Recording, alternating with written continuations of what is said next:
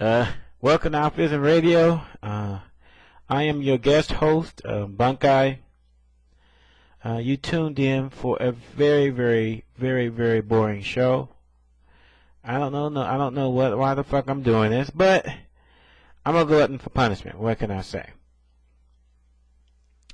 So today, we're going to be talking about a few different topics. The first topic is something that was just discussed in the Capcom channel about should streamers be able to charge for streaming, and how should they go about it? So I think that's a really, really interesting topic because Alex Valle was talking about how much money that some of these streamers have really put into their setup, like Takada and AJ do, and so should they be able to be somewhat compensated for their dedication to the fighting game community? And I honestly don't. Hold on for 1 second. We're going to have Bronson come on here in a second. But honestly, I don't have a problem with it. I just don't think it will work because when you pay for a service, there's it's one of those things where if you have a good experience, you tell 5 people. If you have a bad experience, you tell 20. You really gotta be on the top of your game. Really, I really mean that.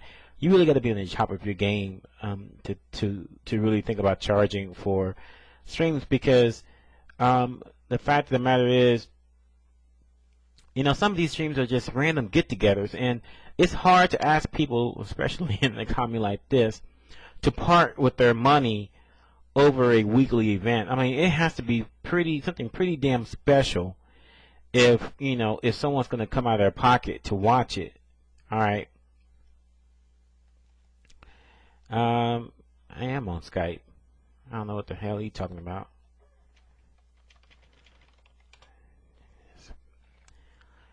Asian people.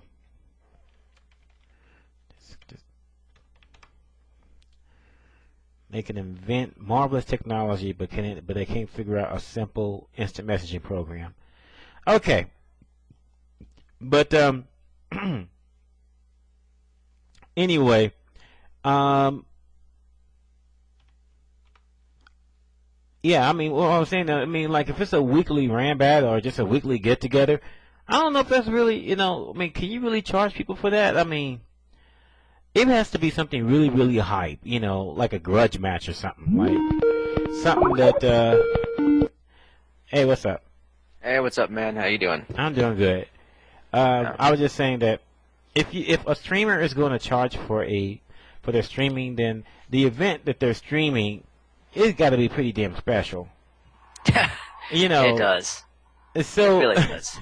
I mean, seriously though, if it's going to be, like I said, I'm trying to think of a recent grudge match okay, Daigo versus Justin. That will be a stream that some people will probably pay to see. Mm-hmm. In some respects, yeah. But random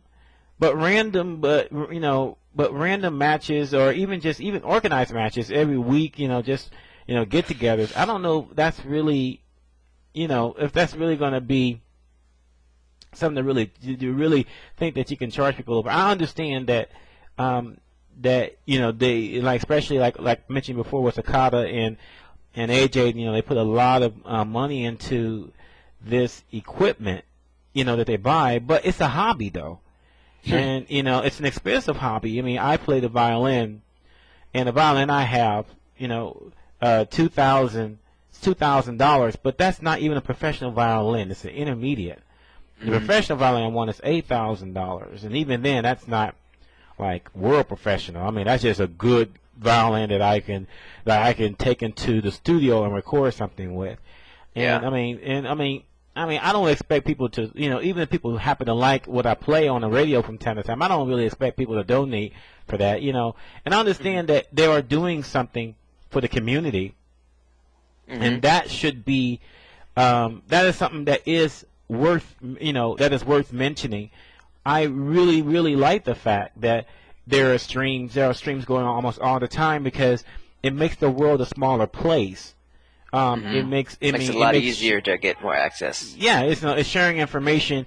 It happens a lot faster than it even did just a year ago, when hardly no streams were taken about. I mean, this is just one of the byproducts of Street Fighter 4 coming out there and it being a huge hit.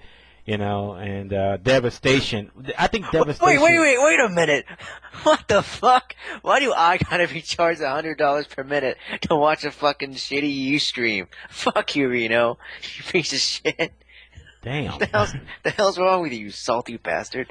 But anyways, with streaming, and this is really for all focuses of streaming, not just fighters. Streaming, it doesn't really make any money because you can't get any money off of ads because they charge a really low CPM rate, which is basically how many you get, like $10 per 1,000 viewers or something to that effect.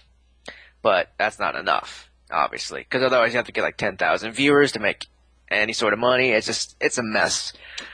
So really the best way to make money is to do per cost stream, but the problem with that is that some people will stream the stream or they'll put it up on YouTube, all that mess, and that's the main problem for most streams in general. Also, there's the main fact that the quality is absolutely terrible, so there's no point in charging for something that's basically a slideshow of pictures, as Jinrai would say. Hold on, I'm asking someone special to come on the show. Hold on. I hate him. Whoever it is, I hate him. Automatic. But yeah, with streams in particular, there's a select few that could conceivably charge for their streams. Kakata's one, and there's a couple of others. But besides that, they're loss leaders. You'll make more money off the DVDs because they'll be better quality. And I think someone brought up a good point in Capcom that the SD stream should be free. Really, it's not going to be SD because most streams will never meet even that quality. Yeah, that's what I'm saying. SD is really SD would be high quality. Yeah, for most high people, quality, so not just for a internet small feed. window. Like better than Justin.tv, better than Ustream because their stuff is terrible. Yes. Okay, so we're going to have Inkblot to come on the show. Who? Tom motherfucking Cannon. Who the fuck is that? Tell you? Didn't I tell you? See, that's why they can't put me on SRK radio. I curse too damn much. Curse too goddamn much. You're not family friendly. What the hell's wrong with you? They'd never let you in Disney World. Okay, I'm gonna give you my my name. Alright. But yeah, doing free for the standard definition is fun because you can use that as a loss leader, and then you can gain people to pay for your HD stream. But the problem with that is most people are terrible at doing HD streams, and I would only trust a select few to do it in the community, including myself. Wouldn't you agree that Devastation? Because that's what I do for a living. But yeah, wouldn't you agree that wouldn't you agree that Devastation had the best video? I would. I absolutely would, because it was run by people who had experience in doing it before, and the community pissed it away. Okay. Nice job, guys. Nice job. Tom says, wait a minute, you mean right now? I'm like, no, motherfucker. No, motherfucker, next week. All right. Break this shit. Whoa, a cannon. A proton cannon. And there's my Iron Man joke for today. No more. Oh, shit. But yeah, streaming is kind of finicky in that it's still in its infancy. Like, some people can make money off of it, but a lot of people can't. I don't think it's just not it. I mean, there are some ventures that that can be profitable. I don't think this really is, because in order to be profitable, you have to have the content. I mean, like, for example, Evolution with, I forgot how many they hit. How many did they hit? I forgot how many they hit. They hit a pretty hefty amount. I think it was 15,000. Yeah, it's just like with the NFL, which we'll get to in a little bit later. But when you gotta have a whole lot of people. You gotta have a lot of people. Now they really did have enough. In theory, if they kept their costs down in terms of production and crew, all that jazz, then they could have made money off the stream. Yeah. But this year, more than likely, what they should do is do let's do a basic SD stream on Justin.tv or whatever. Or they can do it themselves. Mm-hmm. They can have their own Flash Media server through a CDN and all that jazz. But that's an entirely different route. And then they can do an HD stream, which should be run through their own proprietary system. It shouldn't be run through like. What the fuck are they talking about? No, you know what? Because I'm glad that that Tom is coming on because he can. Because we can have this conversation because I would pay for a high quality stream because if it's after the fact, I don't feel compelled to pay even if it is high quality. Because it's there's something to be said about being in the moment. Mm-hmm. And if when it's after the fact, I don't feel. I mean, I'm not motivated really to buy it because I already know the outcome. Yeah. And it's just like it's just like. Going to, it's like, seeing the movie, going to see a movie, then go back and see it on a better screen. I mean, well, yeah, I mean, I guess for some people that will work, but for some people they're like, well, I already saw the movie. I mean, why would I go back, even if it is, in good, in HD quality? Kind of like the Avatar argument. Yeah, I mean, with the 3D glasses and bullshit. You hear about the 3D Blu-ray? They're releasing 3D. 3D doesn't impress me because there's only one movie that did it right, and that's Avatar. So I don't really care. You know what? I will care about 3D when it's like a hologram and it's like you can touch it and you can sleep with it. Then I'll care. Why you gotta sleep with it? Why gotta be like that? Why gotta be like that? Huh? I'm just being. I mean, when I watch Star Trek, I be thinking, man, I can't wait for that shit to be real. I'm like, I mean, can you really think about it? If you really think about it, whoever invents that technology be a trillionaire. I mean, because you know what? Marriages in the country, the problem is, if we were to invent something like the holodeck, the human species may die out, because if you can make your own bitch, from the ground up, what the fuck would you need to go out and date for? Yeah, it's not good. Yeah, you wouldn't have to work for it. Yeah, I mean, you mean basically you like when you're done, you can hit the button, or you just say end program, and then she disappears. You can't do that with real girls. Well, the people don't have it making. I mean, some dudes got it like that where they can just say, end program, get out. Program, get out. Yeah.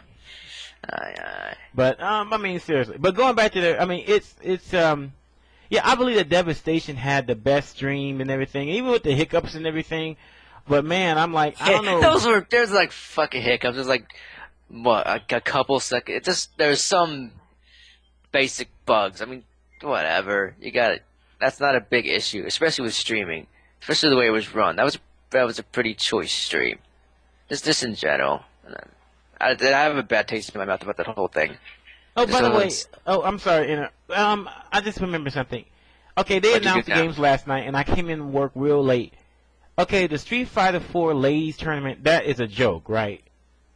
I don't think so. I think that's to attract more female clientele. Just thinking. You gotta be okay. It's not really that big of a deal. Quit playing around. Quit fucking around. Give me the real game. But no, I think that's fine.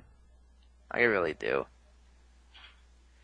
You can think of it like You're serious? Like poker. I am serious. More than likely, I'm thinking it is real. I'm thinking this is Wii boxing here, right?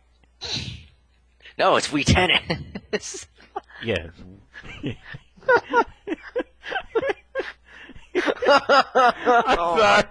I'm sorry. Oh man, I mean, yeah. But nah. To me, the biggest joke is that the player's choice thing. Just because, I'm fairly certain I'm voting for Killer Instinct 2. I just don't know why the fuck Melty Blood's on there. It's like, I don't. Okay. Melty Blood. That's the pedo game, right? No, that's Arcana. I think that's Arcana Heart. Melty Blood's like a fan made game. Okay. But like, it's still kind of like more akin to the 4chan group than the fighting game community. But it is a fun game. It shouldn't be on the player's choice because they'll cheat. They'll find some way to fucking rig that vote.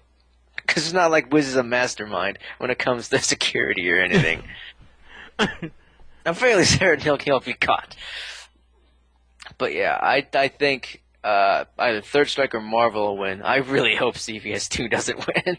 I really do. Because that'd make me sad. And that'd make Ski happy. And I can never have Ski be happy. It's unacceptable. I don't know what the fuck is it, the Windjammers. Okay.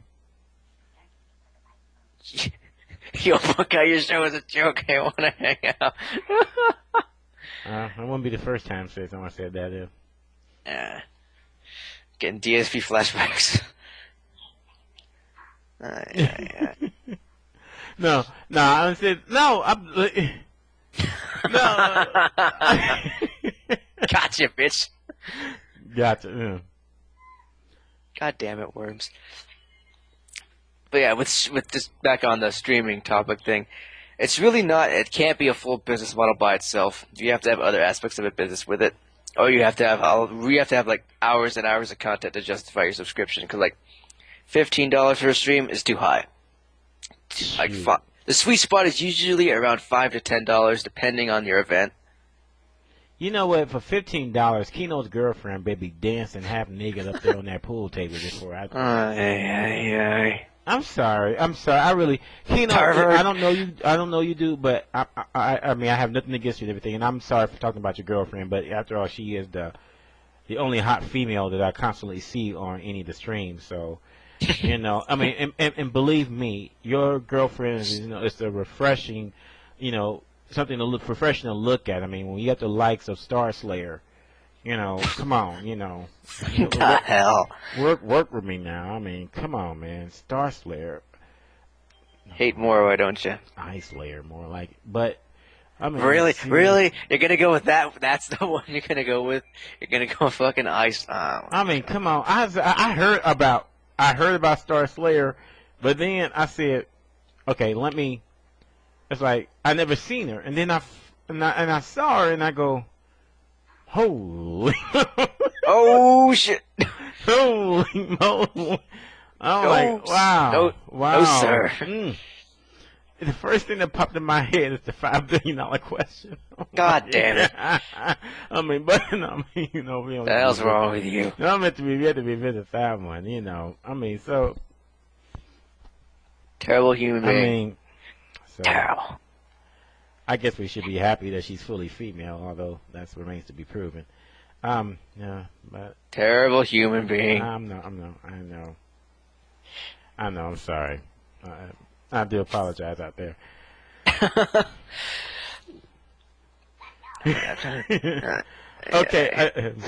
Okay. Apparently, Skype has heard of EVO and is preventing Inkblot from establishing a Skype account. I'm like, holy cow. It's on to you. Okay, hold on. Tom, how are you? Hello? Hello? If your microphone is on, you probably have to turn it up. Turn it up. Or get a real mic. Or throw stuff at people. I heard static. He's eating something. You can't hear? I heard him type. Yeah. You can't hear anything.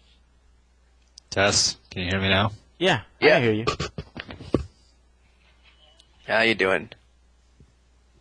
Wait. So let me get this straight. He can hear. Bronson, type something if you can hear me.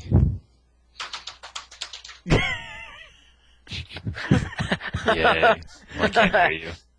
Oh shit, that's not good. That's not good. That's not good. What could be the conundrum here? Okay, so you can hear me. Yes. I can't hear you. Excellent. So I can tell him that he scares me if he's going to be one setting up the stream for EVO this year. No, it's not good.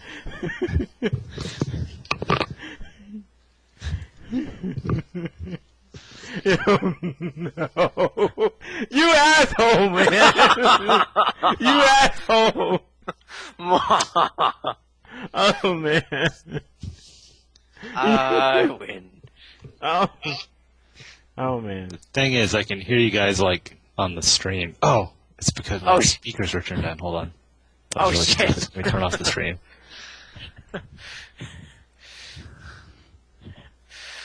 There. Now it's out there for everyone to know. Hello. Hey. Hey, Can Yeah, you that hear was really really stupid. what? My awesome trick or the? No, he bringing on hear us. No, yeah, because like I was like, okay, I got to turn down the stream, so I turned down my speakers, and then I was like, I can't hear you guys. Fantastic. Yeah. Oh, man. That's how I do things. Oh, Tom, you're not going to be one setting up the stream for EVO this year, are you? No, It's been a long day. Been a long day. It's been a long okay. It happens. Hey, well, first of all, thanks, for taking time out your busy set schedule to come on the show. It's been a while since we had you on, so, we love having you back. Sure thing. Hey, you know what? Okay, the first question I have for you. Okay, I am being God's honest truth with you. When I came in late from work when the night that you guys was announcing the games for Evolution this year, and I heard Street Fighter 4 Femme Fatale. I'm like, oh, cool. There's a nice little joke there. And now, am I understanding correctly? You're serious? Well, that name was a poor choice of names. So we're actually calling it the Women's Invitational Tournament. And yes, it is serious. There's a lot of talk on SRK about this right now, and I don't want to rehash the whole thing, but yeah, it's a real thing. It's not a joke. It should be a pretty good tournament. Okay, so is the idea is for all of the gamers that usually show up at Evolution to bring their girlfriends with them? Is that? No. It's nothing like that. If you looked at EVO like 2 or 3 years ago, there were maybe like, I don't know, 3 or 4 girls that were actually competing. But ever since Street Fighter 4 came out, you have more girls and women who are like really interested in actually playing, like serious competitive gaming.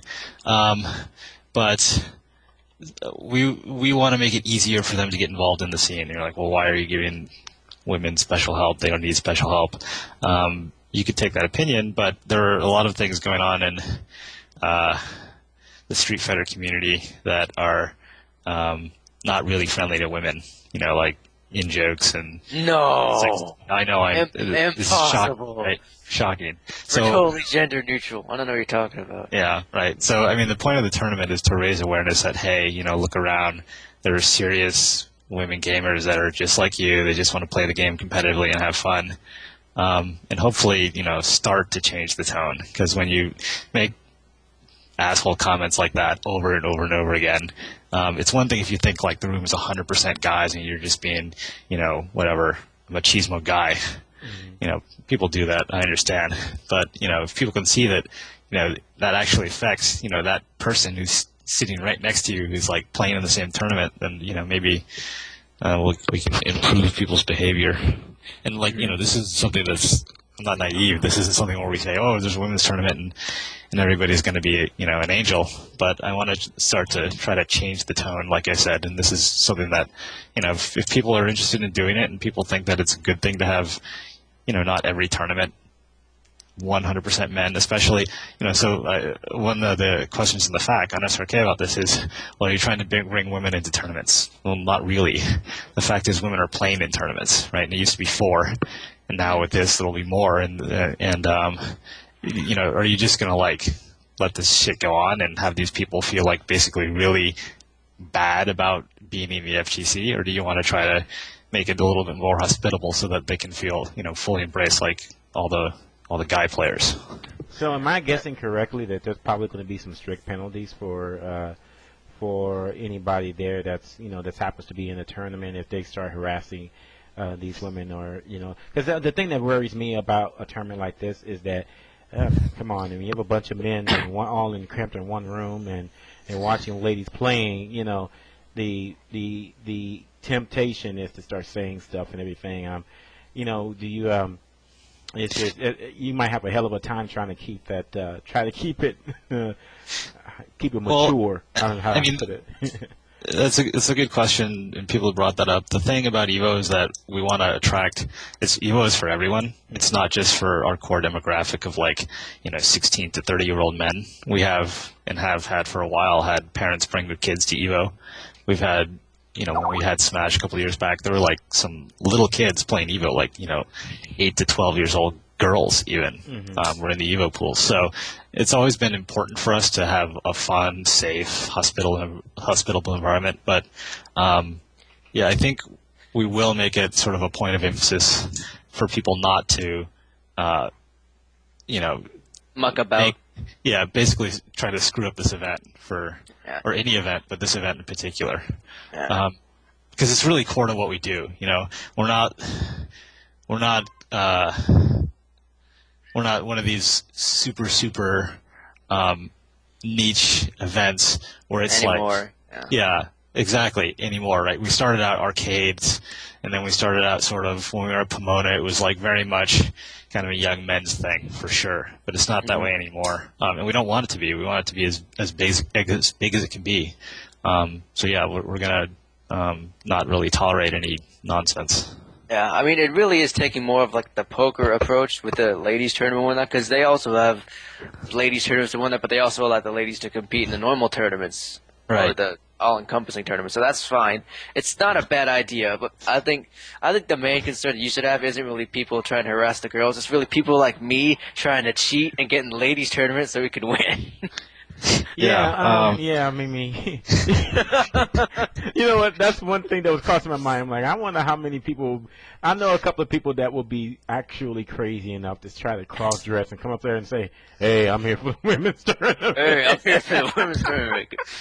Go up in a WNBA jersey, nice old mullet wig, and they're good. Fantastic. Oh man. But no, I think it is. I think it is a really good idea, and it is the best. It's another good way to branch out EVO and get more entrants, get more sponsors, all that jazz. Just a good way to grow in general. And having a new game that helps wonders too. Yeah, I mean, I don't think there's any question that we wouldn't be doing this and a lot of stuff actually if it wasn't for Street Fighter 4. That Street Fighter 4 has kind of a network effect where it's sort of it was the spark that got a lot of fighting games reinvigorated, right? And now the ball is rolling with Tekken 6 and with BlazBlue, although ArcSys is doing kind of what they always do, which is make every single reiteration ever. Yes, they iterate the game at exactly the wrong time. I'm sure they do it just to screw us over. and naturally, I'll buy the game anyway, just like I bought the first one, just like I'll buy the second one and the third one, but I won't buy the stupid RTS one they do. That just doesn't work for me. Oh, for sure. But I mean, the really interesting part is you've got developers, Capcom Japan developers saying, "Oh yeah, this is just the beginning." At least 2 of them have said that, which is kind of interesting. I mean, Capcom in Japan, this is their words, not mine, has said that this is a renaissance for the company, right? So, this could be the beginning, which is all the more reason to sort of move beyond this phase of, and actually this is kind of like a continuation of what went on in 2009, right? Mm-hmm. Where you had a whole bunch of new players coming to Street Fighter, and for a lot of people that was not a good thing. They were thinking, well, wait a minute, why are you coming into my hobby? And why are you coming into something that's mine? That's the wrong attitude to take. Yeah, it's completely the wrong attitude. I'm so happy for you. You know what? I'm happy for you, Tom, and for your brother because, I mean, you probably heard the reboxing tape, the recording that I have when you guys announcing the last game for EVO back 3 years ago. And one of the funniest things I said in that entire bit was, it's going to be Street Fighter 4. Street Fighter 4 used to be that joke, when pigs fly, And I also want to ask is, now that you got a time, you step back, it's been, 6 months since Evolution concluded. Did this surpass your expectations? I mean, what was your take on, now that you're 6 months removed, on the last EVO? What did you like, and what would you like to do differently if you knew what you knew now back then?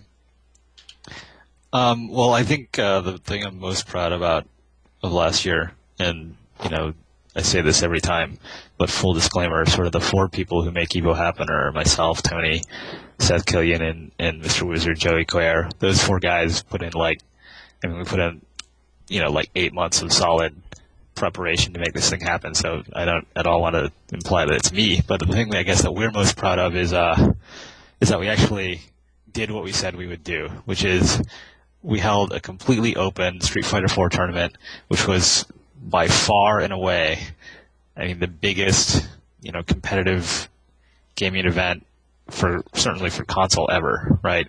We had over 1,100 players, and we didn't compromise on format. We just said, look, we're going to go double elimination, 2 out of 3 games. Tony did the math on here's what it's going to take. We bought all that hardware. Yeah, I bet that was fun and just totally fantastic. We actually got a great deal. Wizard found a great deal on the monitor that we had chosen, where we got them for I don't know, some special deal where and then we applied an online coupon, so that was good. We got lucky there. Coupons are fantastic. Yeah, but we were basically look, okay, if we're gonna do this, we either run it single elimination, but we didn't want to do that. Or the entire point of EVO is that it's an open tournament. We never turn players away. We're not going to screw up the format or go away from that message. So we have to double the number of equipment that we bring to the thing. So we did it, right? And we actually completed the tournament ahead of schedule. I think we were an hour ahead of schedule. And to do that, we had to train 32 judges or something like that. They had run brackets before, but we had to train them on the EVO rules and how to handle conflicts in the bracket. And all of our volunteer judges did an awesome job. Some of them ran we only required volunteer judges to run 1 pool. Some judges were so hyped they ran another and another. I think Wow. 3 was the record, right? So that's the most thing I'm proud of. In terms of how it went off, I knew that if we did our planning correctly, we could have a good event. We knew that people were going to be excited about Street Fighter 4, but I was really, really happy at the way the Final 8 went, because you had so many fun stories. Sanford just pulling out, I don't want to say the gimmicks, but pulling out something that, Dan from Japan was totally not prepared for. It was totally on the up and up and a very smart thing to do. So the gimmicks, essentially. Yeah. Well, I say gimmicks tongue in cheek. Think about a real sport. If you're playing a team and they suck, say it's basketball, and they suck against a zone, you're stupid if you don't play zone and beat them, right? Especially if it's the playoffs. Right. Right? And that's what Sanford did. It was smart, and he did it in a really, flashy way where he didn't do what maybe Viscant would be famous for back in the old MCK 2 days, where he'd run away for 99 seconds or something. Yeah. He was uber aggressive, so it was great to watch. And then, we had another perfect, practically finals between Justin and Daigo, where it's going down to the last round of the last game. It's ridiculous. That one was great. From my point of view, okay, we knew there was a good chance that was going to come down to those 2, and it did, and it lived up to the hype, and they like causing drama, don't they? Yeah, it was really great. Do. It was great, and you know what? Let me ask you something, Tom. It's the fact that Super Street Fighter 4 is only coming out a year later. Now you have a chance of basically repeating what you did. Because we was thinking, Street Fighter 4 is great. It's it's living on. And, but you probably would think, well, this year it may not be as many as last year because the game is not as new as it was. But now you're facing with the same situation. Super Street Fighter 4 is getting just as much hype as the original did. So, now you got a chance to do this all over again. That must got you stoked, for this year. Yeah, I actually don't think that the Capcom needed to release the expansion this quickly. I think you mean the completely new iteration of. They really should have called it Street Fighter Legends. I know what you're talking about there. Yeah, right, exactly. But I think Street Fighter 4 still has some legs in it. Mm-hmm.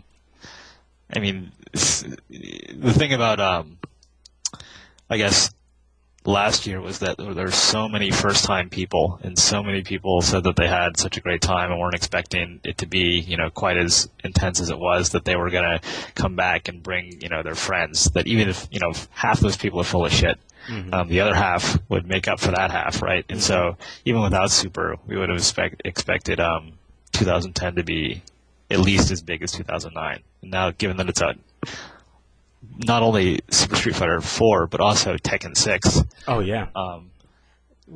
I would not be surprised if we were like 20% above last year's number, which is why, when Joey was booking the hotel, he booked, of course, a hotel in the Strip, Caesar's Palace. Can't get much bigger than that. And we have like a 30,000 square foot room, which is, it's going to be the biggest EVO venue ever. Man. You've ever seen in your lifetime. Okay, you know what? By the way, is there any dates on when you can be able to start making your reservations of those rooms? Because I have now. You can do it now. Go to the evo2k.com and click the hotel reservations button. And people are booking reservations. Actually, the room block that we initially had set aside for Sunday night has already been filled. What? We had to go back to the hotel and say, hey, we need more rooms. So that's been done. But if you know you're going to EVO, book your room now. We get a sweet deal. It's like $145 a night. That is a sweet ass deal. Yeah. I bet the hotel's pretty happy to have that problem. Oh, you need more rooms a year in advance? Okay, here you go. Have fun, kids. Yeah. So, go to the site now, evo2k.com, and book your room. It really helps if 145 is beyond your budget. You can go in with friends. You can go to the EVO forum on Shoryuken.com, and there's a thread up there now for people who are coordinating on staying with each other. Put four guys in a room and split the cost. That's like between $30 and $40 a night.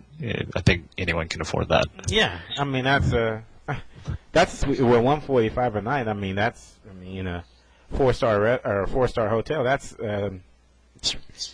cheap.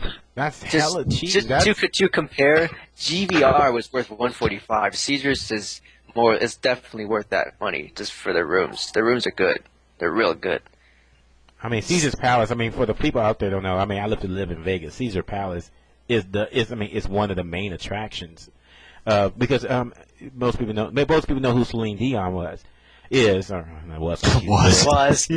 no, because Celine Dion, 1945 to 2009. But when she started her tour, she started with Oprah. Everyone knows who Oprah is. But they started at Caesar's Palace in Las Vegas. That's where they started it all, and that's when they had a big. So there's a lot of debuts that happen in Las Vegas.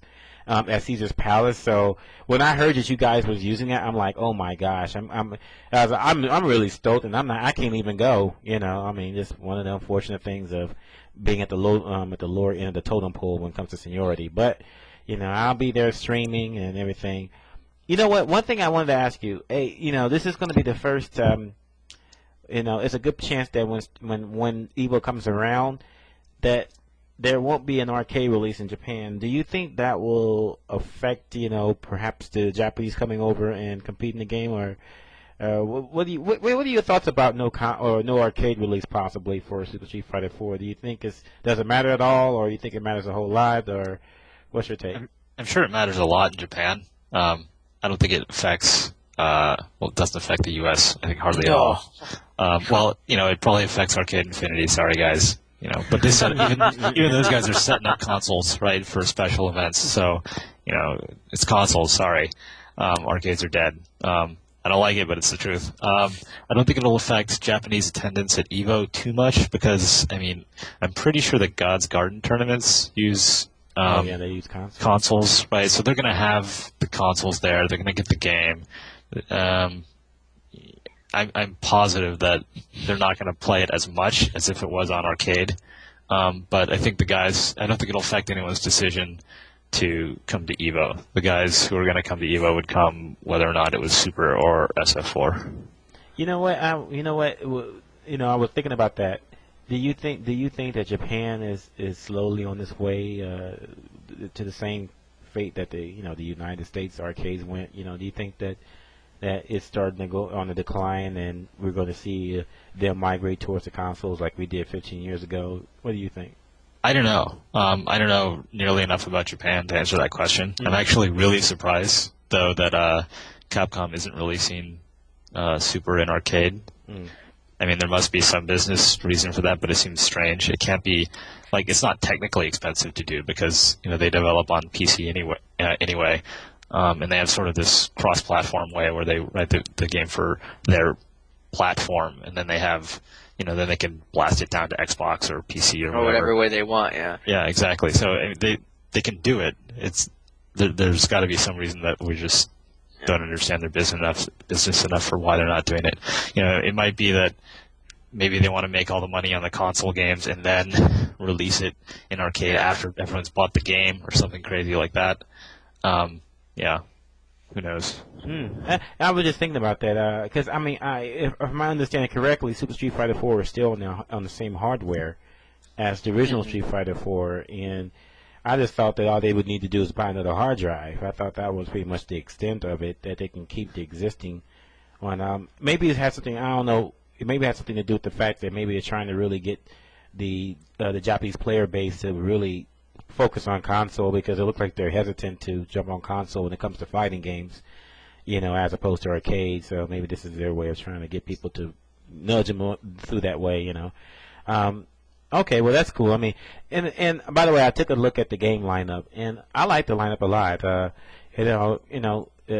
I like the fact that you guys are expanding, and with the female invitation. I think that's really nice because, as it turns out, I was just talking to a good friend of mine. His girlfriend loves Street Fighter. She loves Chun-Li and everything, and I think that I think you're onto something there. I think that it's definitely a forgotten, I should say, a neglected part of the sector of the gaming community.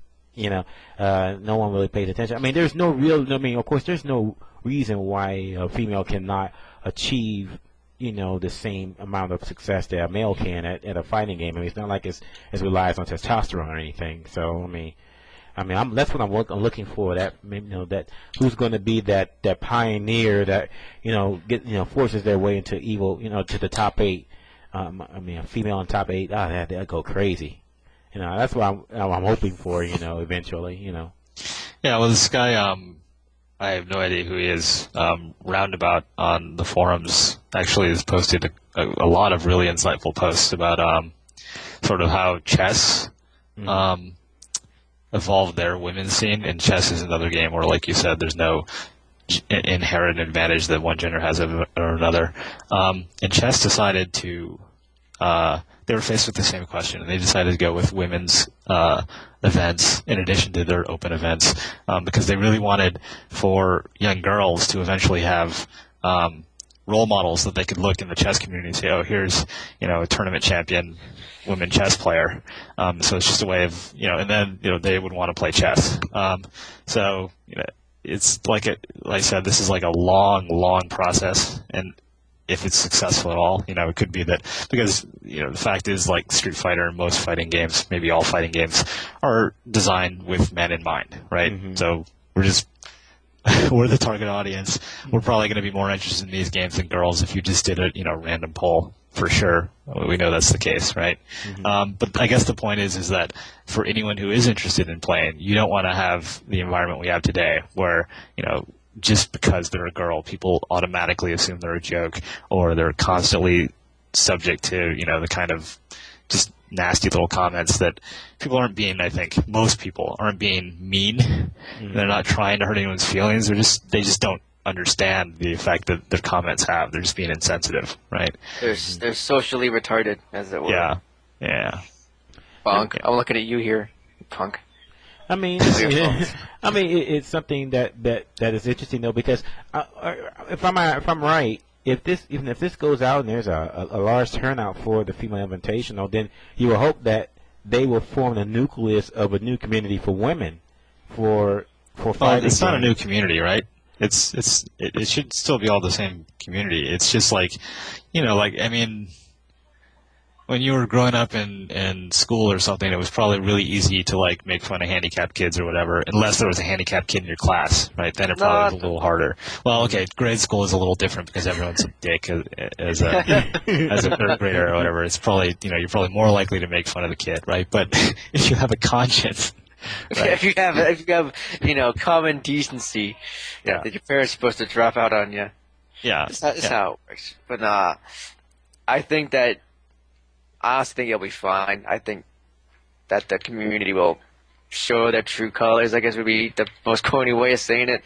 But I think they'll show the way that they'll act will be appropriate in a good way. I hope so. By the way, this isn't the first time we've done this. When we first started out, we were a Street Fighter event, right? And then we started saying, well, let's put in games like, Guilty Gear. And then you realize that it's Guilty Gear and no one actually plays that game. Well, hold on. There was Guilty Gear. No, people played like Guilty Gear XX. That was a big game. Before it was like Reload and all this other stuff, a new revision every year. But anyway, when we first said, okay, we're not just going to do Street Fighter, we're going to do 2D fighting games, like a lot of people are like, oh, that's it. You're trying to kill the community. We're going to be diluted, and you should be about Street Fighter, and they were wrong. That ended up helping us grow the event. And then when we reached out to Tekken and Soul Calibur and said, we're going to make it fighting games, 2D, 3D, it doesn't matter. It's fighting games. The exact same thing happened, right? So, this is just a continuation of us kind of trying to march forward and make the thing as big as we can, be all-inclusive, as long as we stick to our core principles, which are it's about, like, no-holds-barred competition and finding out, in an open tournament who is the best, right? But we want the pool to be as wide as possible. Makes sense. Yeah, it makes very much sense.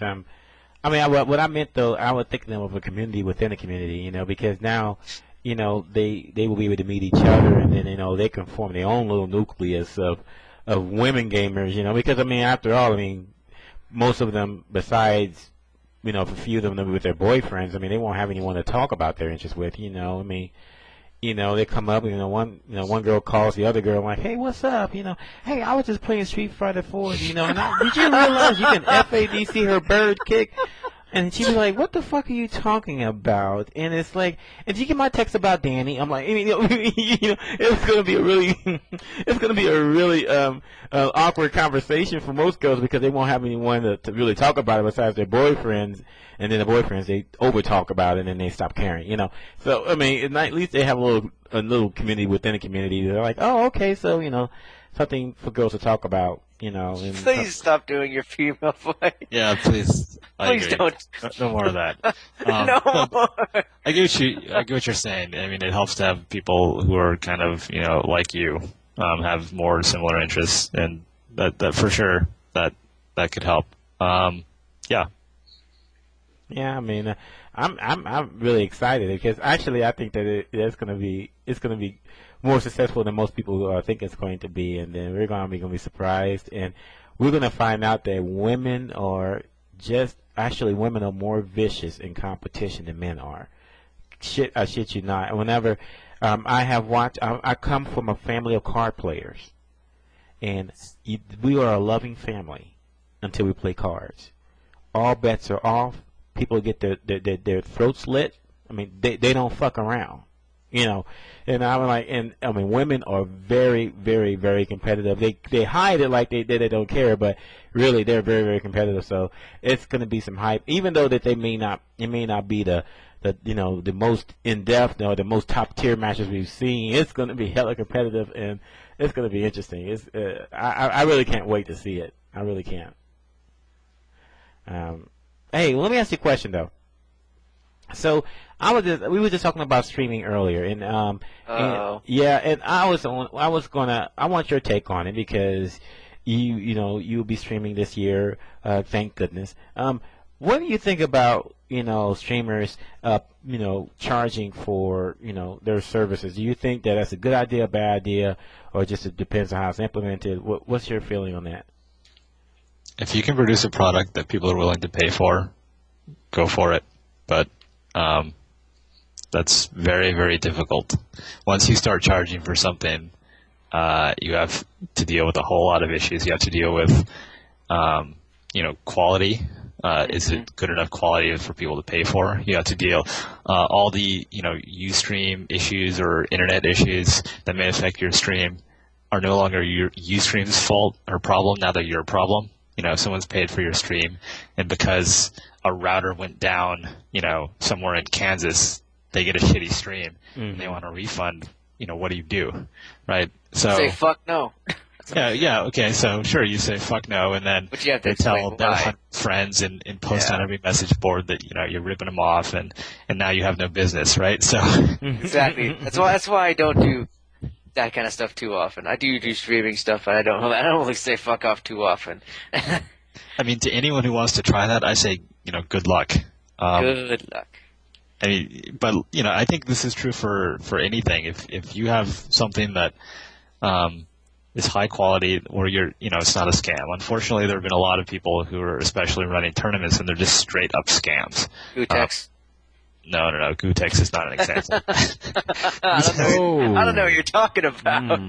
So I have some philosophical disagreements with Gutex, but he does what he says he's going to do, right? He says he's going to run, like these LA Riot things. He says it's an 8-person invitational, and I'm not sure that's such a great idea, but he says he's going to do it, and he delivers on an 8-person invitational, right? But some of the SBO tournaments that some people have run, or they say, like, it's a qualifier for SBO, and then they have shady rules about, oh, by the way, we're just going to choose who's going to go anyway, even though, that's effectively what they do. Emotion gear. Right. So I'm sorry, man. I'm getting over the discounting the scams. If you have something that is, high quality, and you're willing to, put all the work required to make it, a good product, and you can charge for it, I say go for it.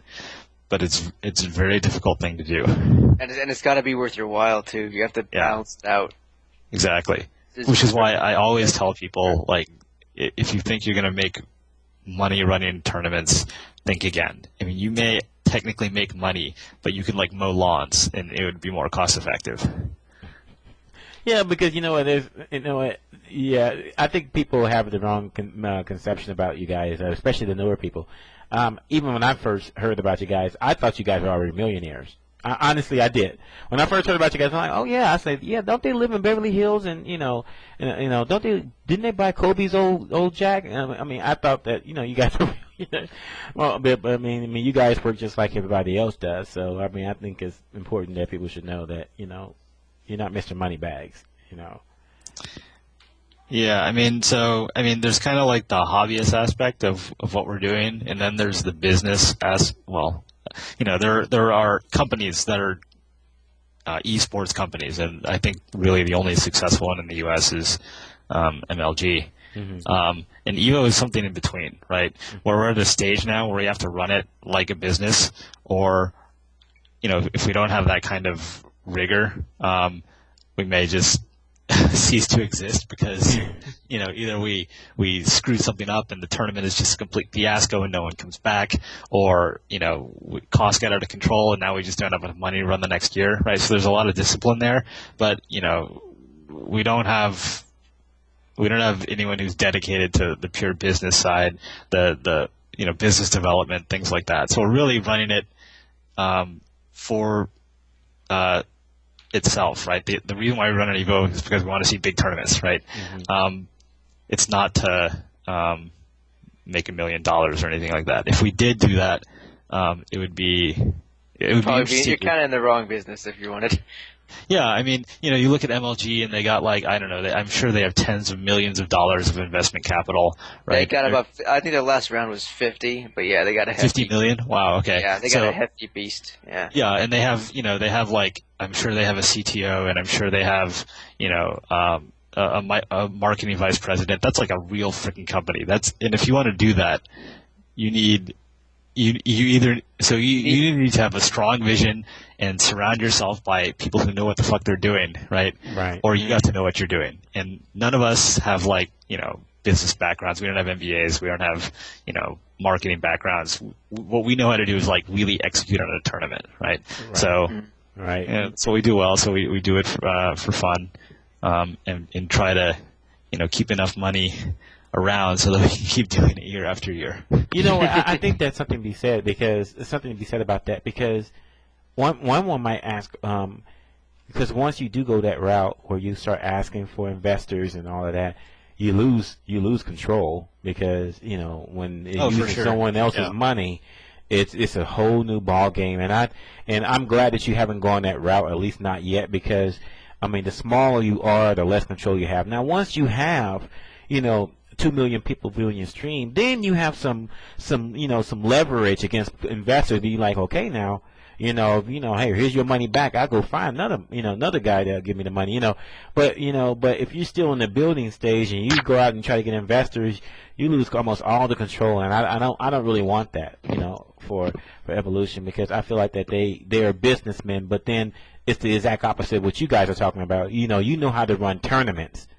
Maybe you don't have an MBA, but you know how to run tournaments. Now, if you get a business guy in there, he knows how to run a business, but he doesn't know how to run a tournament. And then now he can really fuck it up for everybody, and then you left with nothing. And I'm glad you haven't gone that route yet, because I've seen in my line of work working for a bank, I've seen that stuff go real bad real quick. Yeah, there are definite pros and cons. I mean, if we were really, for instance, if we really tried to make this like a serious business and like a real esports league, and we took money from VCs, there are lots of things that we do that just aren't cost effective, and we do it because we want to produce the highest quality event for the players. Like for instance, we're a completely open tournament in one venue, right? Mm-hmm. From a cost benefit point of view, that's insane. Why would you have 1,000 people, 1,000 players there, right? But you can have pretty much just as much hype and make it just as attractive a product for potential sponsors if you had like the top 60 players, right? And you can pitch to a sponsor, hey, these are the championships. We've got players from all over the U.S. because we held these distributed qualifiers, exactly like the GameStop thing, right? Mm-hmm. That's something that you can sell probably to a sponsor just as well as you can as you can sell. There are 1,000 players there because everybody knows. Well, the sponsor doesn't care about this, but most of those players don't have a shot. It's really you've got maybe 10 or 20 or 30 players who have a shot at making, the finals. But so why do we have 1,000 people instead of doing these, distributed qualifiers and have 100 people? Well, because it's about the experience, right? Yeah, right, exactly. The point of EVO is to get well, first it's a philosophical thing that we think that. But video games are unique in that anyone can just, step on the joystick, you're playing the other guy, and it's like best player wins. And the second thing is we like big events where it's more than, the tournament is awesome and it's definitely the focus, but it's also about having a convention where you're with, many, many more people who have the same interest as you. Right. And I mean, by the way, how can I put this? Last year, I think that this is like the first time I've ever seen Capcom really get behind EVO. Well, they got behind us in 2008 when they brought out Street Fighter 4, like I think 10 Street Fighter 4 cabinets, which was really awesome. But yeah, I mean they've been definitely more involved lately. I'm glad. So I mean, I guess it's not not saying too much to say that they're going to be behind this particular evolution. Well, with Super Street Fighter 4 coming out and everything, and I always wanted to know though is, do you know what does, because it's Capcom of Japan that develops the game, right?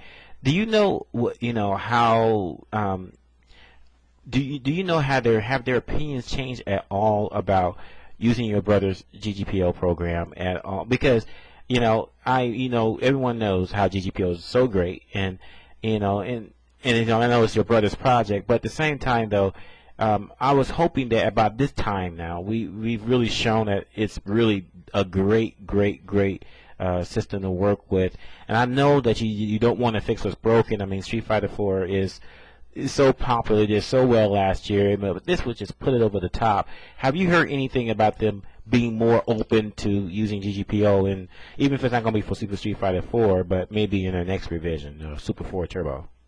Well, I haven't heard anything, but I can tell you that Capcom is using GGPO in the Final Fight arcade title. I was about to say, are they going to use it in that big old Final Fight collection, which has which has a non-Final Fight game in it, naturally. Yeah, it's Final Fight and Magic Sword. By the way, Magic Sword is my favorite non-Street Fighter Capcom game ever. I've never played it, so that'll be good. But yeah, so I mean, they are using it, but they're not using it in Street Fighter, which I guess is the meat of your question. But I mean, I work for VMware, which is a like $2 billion software company. Mm-hmm. So I kind of know how big companies work. And you don't just pick up a tool off the internet and put it in one of your flagship products overnight, right? Like there is no freaking way we would at VMware rely on a little tiny startup for a key component in any of our products. It's just way too risky, right? Mm-hmm. So again, I don't know anything at all, but in the best case, Capcom is pursuing a reasonable vetting of the technology, right? That's what I think. That's what I think they're doing with Final Fight, like in the sense they're testing it to see how it'll hold up with a smaller release. Because if it holds up well, then they can scale it up accordingly. It's a nice bet to make. I just wish they used I almost wish they used it on one of the older Street Fighter games, just because I know for a fact that a lot of people will buy it, because I just wish they did it for like Third Strike or something, because then. Well, I mean, if are they releasing Third Strike? I don't know. They haven't released it yet, right? I don't know if they're working on it. If they do release it, maybe it will have GGPO. I honestly have no clue, but I think that would be a logical next step. That they looked at the technology, they had a lot of talks with Ponder. Apparently, they like what they see because they're actually putting it in the game, right? So the game is going to ship this spring, and somewhere in the credits or something, you're going to see like GGPO, right? So that's progress, right? And just like Bronson said, if it works out, if they like what they see, if it works well, and actually, by the way, it was a big investment for them. Sven, I think, blogged about this because in order to get it in that game, they had to make some changes to make it work on Xbox Live, right? So they're investing dollars in this stuff. Oh, wow. Okay. So yeah, they like it. Maybe I don't know. I assume they're releasing a fighting game. Say they're releasing Third Strike like next year, right? I don't know if they are or not, but if they are, it would be nice to see maybe GGPOs in that, right? That would be an indication that they're taking the next step, right? And then once they've proven that it's shipped in all these titles, it's great, it works for fighting games too, then it would be logical, I think, to expect it in like a flagship title, which whatever crazy game all the Japanese developers are talking about that are the next steps for the company, right? But I mean, I was just like you, like when I saw GGPO and like played it a lot, I was like, oh, this has got to go in like HD Remix, right? And then HD Remix didn't ship with it. It shipped with kind of copycat technology. I was like, okay, let's go for Street Fighter 4, right? But big companies just don't work that way. If they work that way, eventually they get burned and someone would, lose the company hundreds of millions of dollars, and no one. It's just not a responsible way to run a big company like that. So I think what we're seeing from Capcom is actually pretty encouraging, and hopefully they'll keep going with it. So you know what that means, folks out there? That means that we need to buy the game, and when it hits it, make sure you buy it, show your support, because and a lot of people online were disappointed that like Street Fighter 4 didn't have GGPO, and they thought that somehow like Capcom wasn't listening or they had failed or whatever. But I take the exact opposite viewpoint, which is no, Capcom is listening. First of all, they paid money to license the technology from Ponder. They've been talking with Ponder. They put their own developers on porting the thing to Xbox, right? So they are like going down the path. And so people need to keep making their opinion known because Capcom's already shown that they're listening, right? So keep on going with the online. Keep telling Capcom what you want, right? Yeah, it was kind of interesting. Let's give some credit where it's due. Capcom has been more cognizant of the player base's opinions and what they want than any other company that I can really think of. Because, if you think about all the petitions we've made in the past 5 years, I think almost all of them came true. We petitioned about Marvel. We petitioned about GGPO, which is now being used. Now in the flagship product is being used. We petitioned about Street Fighter 4, obviously. We wanted to see another Street Fighter. That's all came true.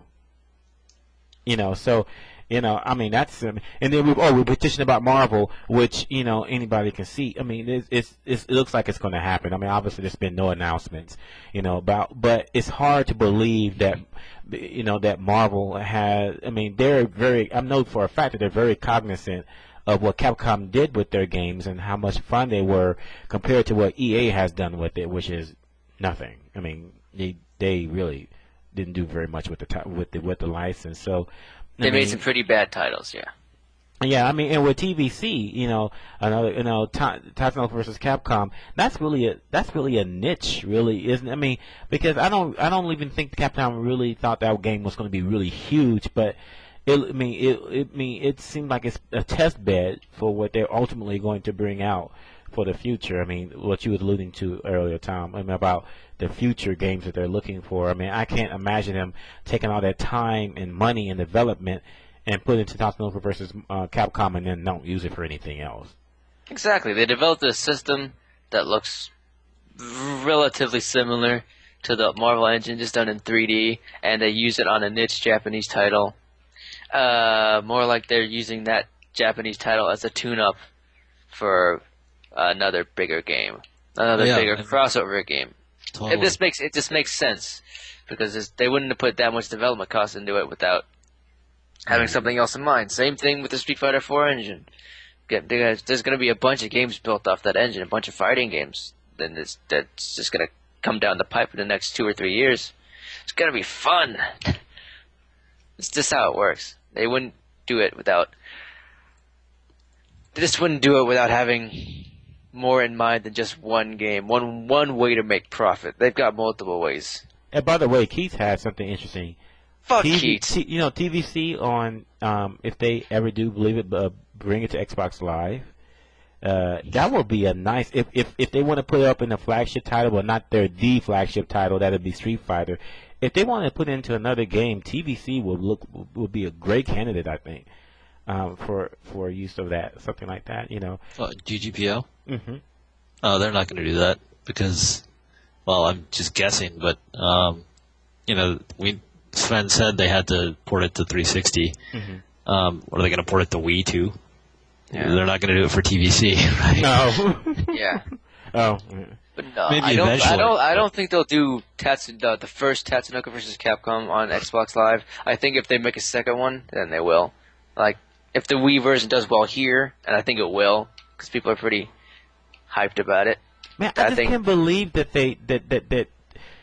is it really? I don't understand Capcom's thinking. Maybe Tommy can help me with this about releasing such a niche title on a niche console. Well, I shouldn't say niche console. I mean, it's actually still the highest selling console out of the three. But man, I mean, I was really surprised that they did not release it at least on X360. I thought for sure that they would release on X360, but man. I don't know why they don't release all their games on as many consoles as possible, but I mean, they must have some reason for it.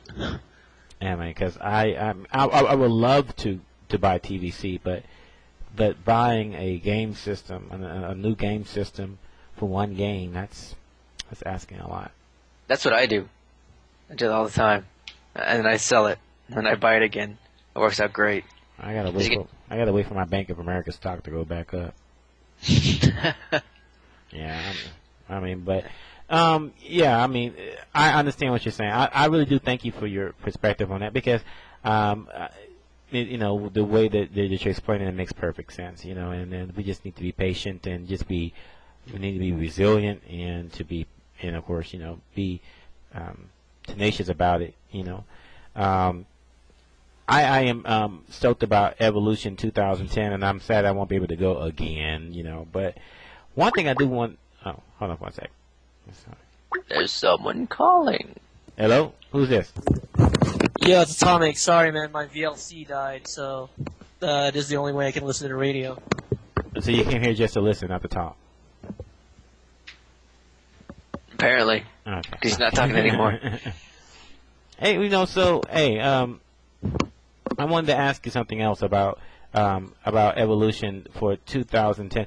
On the streaming, have you given any thought about having a premium subscription HD stream and then a standard definition stream Because I was thinking that I think that will probably work this time around because I think that there might be enough, enough turnout that will make it a viable model. What do you think? I can tell you that if we were to do something like that, there's no way we would do it on our own because of, about a half hour ago I was telling you all the crazy shit you have to deal with when you start charging for content, right? And I don't want to deal with any of that. Hey, my company can help you with that. Here's my business card. Yeah, right. Yeah, but I don't know. That's a big part of MLG's business model is charging for streams. They at least have shown that it can work. It's not something that we spent a lot of time thinking about. Yeah, I just thought about it though because that's something I would really, really, really pay for. I would not mind paying for it at all. By the way, is it true? Did I hear it right that on the Street Fighter 4 tournament last year, it actually ended early? Yeah, we ended the pools in like an hour ahead of schedule. Wow. That's some remarkable planning. Did you like design? I know you and your brother are programmers. Did you just program made a certain program and like, okay, here's all the names and yeah. Ponder made that program, and actually he's working. So we've had like software to help us run EVO for years, and it's anything from taking the list of registered names and dividing them into pools in a way that's fair, so that people aren't playing. You don't have a pool filled with like just Nebraska people, for instance. You want to spread the Nebraska people out, to generating the brackets, all kinds of stuff. Yeah. Wow. No, because I was like, I was just thinking though. About tournaments with 1/10 of the size and can't finish on time, and all of that. What makes? Well, it's hard. It's hard to run a bracket on time. There's a lot of things that can go wrong, and you have to be sort of looking one step ahead of the game. And the only way that we've been able to do this is, by being smart and having lots of experience. EVO used to be, when we were first starting out, we had like shitty little tiny, not shitty, but small tournaments, 64 people, no problem, right? When we first got to like 250 people, we were notorious for running a long schedule, right? And part of it was we were trying to do too much. We were doing like 9 tournament games, and part of it was it's just hard to do, and you have to plan ahead, and when you have a plan initially, it's going to not work out the way you thought it would, and then you adjust and you fix it next year. So it took us like literally until I think 2007 or 2008 until we finally had it where we felt that, we could predict things pretty accurately. So now you're adding a games again. So now do you think you got it out to a science, and is that the reason why you added an extra game compared to the number of games last year? Yeah, I think we have a pretty good bead on. It's that plus I think we can do a better job of estimating what all the games are going to get. It used to be because so many things were changing at once. We were getting new players. We were introducing new kinds of games. We were doing crazy stuff like adding Mario Kart. We make our guesses, but there's so many variables that we would be off by a factor of 2, right? Now when we're off by, maybe 10% or 15%. I see. Yeah. So, and the other big thing is 2009 was the first year where we had these volunteer judges, and we weren't sure how that was going to work out, but it worked out fantastic. So now we know that we can, rely more on that kind of help. So it'll help us to do a little bit more stuff. One thing I think we can be happy about this year is that no more messages about you did not earn a trophy. Yeah. That's one of the things that so many things to look out for. That's one that got biased last year. So that was great though. Yeah. Oh man, that was some good jokes out of that one. But man, so when I heard that there was not going to be any, that they abandoned the whole character unlock thing, I'm like, yes. So they listened to us, with the getting out there, So about you personally, are you particularly enthused about any particular game this year, or you know, what are your feelings personally about this coming tournament? Well, super obviously, because for sure. Well, I really hope that someone is going to come out of nowhere with one of the new characters. I mean, it's not ideal from a competitive standpoint to be doing the tournament this soon after Super's released, because you just don't have enough time to really learn all the new aspects of what's going on with these new characters, and maybe there's some tricks with the new Ultras. But I think that my money is on T-Hawk. I think someone is going to take T-Hawk and do something. Yeah, T-Hawk. No, I'm sorry. I've been a fan of T-Hawk ever since he sucked in Super Turbo. I always stuck with him, and now I'm being rewarded for my faithfulness. You know, I can't wait. You know, well, you're right, because if it released in the last week of April, and you know what? I got fucked yet again. Okay, so I switched my vacation to the last week of March, thinking that March 31st was going to be the release of Super Street Fighter 4. So lo and behold, last week we found out that it's going to be the last week of April. And I'm like, so I'm stuck with a vacation on the week that I did not want to take it, because I had it originally on my birthday week. Oh well, you lose.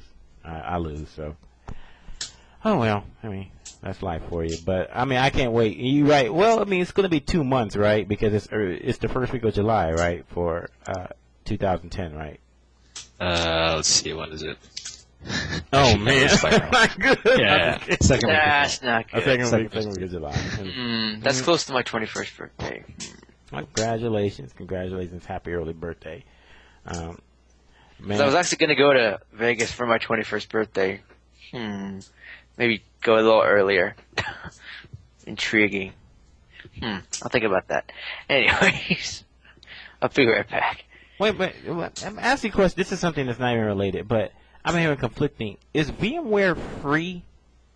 Hell no.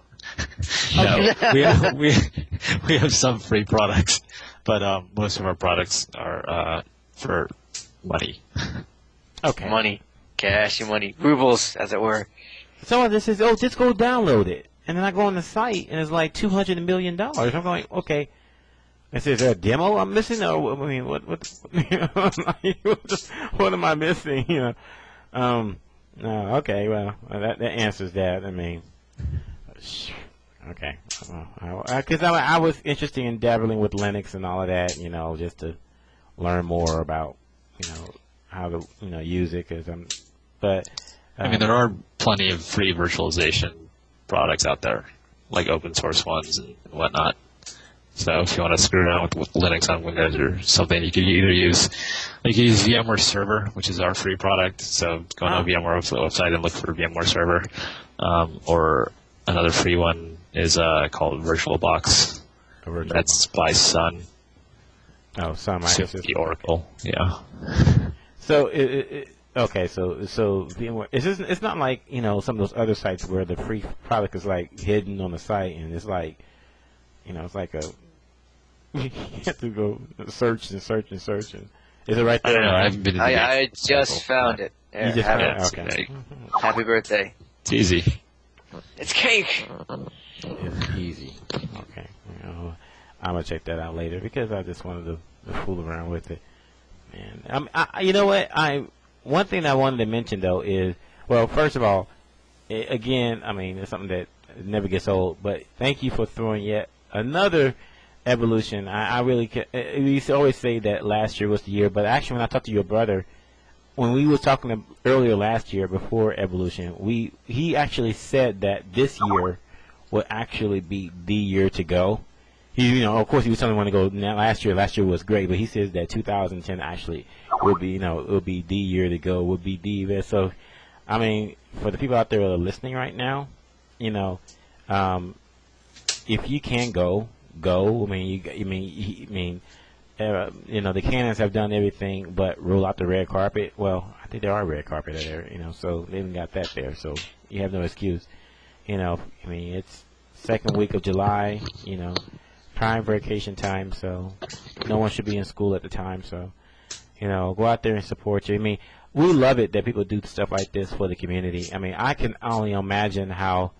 I really think that that evolution has had a profound effect on Capcom, as in tangible and intangible ways. In tangible ways as far as sales and everything, because I mean, without evolution, you know, we would have no real big tournament, national tournament in the United States to really feature the game. And so I'm glad that, you know, that you guys survived long enough for Street Fighter 4 to come out. You know. Yeah, there were some lean years. No, but, I don't know. Well, thanks for the comments about EVO, but I would say, like, with Super Street Fighter 4, you know, there were questions about, Street Fighter 4 2.5D, is it going to be any good? Are people going to play it? Well, yeah, people are going to play it. So with Super, this is like the middle of the Street Fighter renaissance, right? Mm-hmm. I mean, there were some bad years where we had to deal with stuff like, you know, Fighting Jam and, you know, Street Fighter EX, yeah. Yeah, right, where it was like you had maybe one good game. You know, there were maybe 2 good games out there, and you played one of them, and that's just all you played year after year. And it was good, it was fun, right?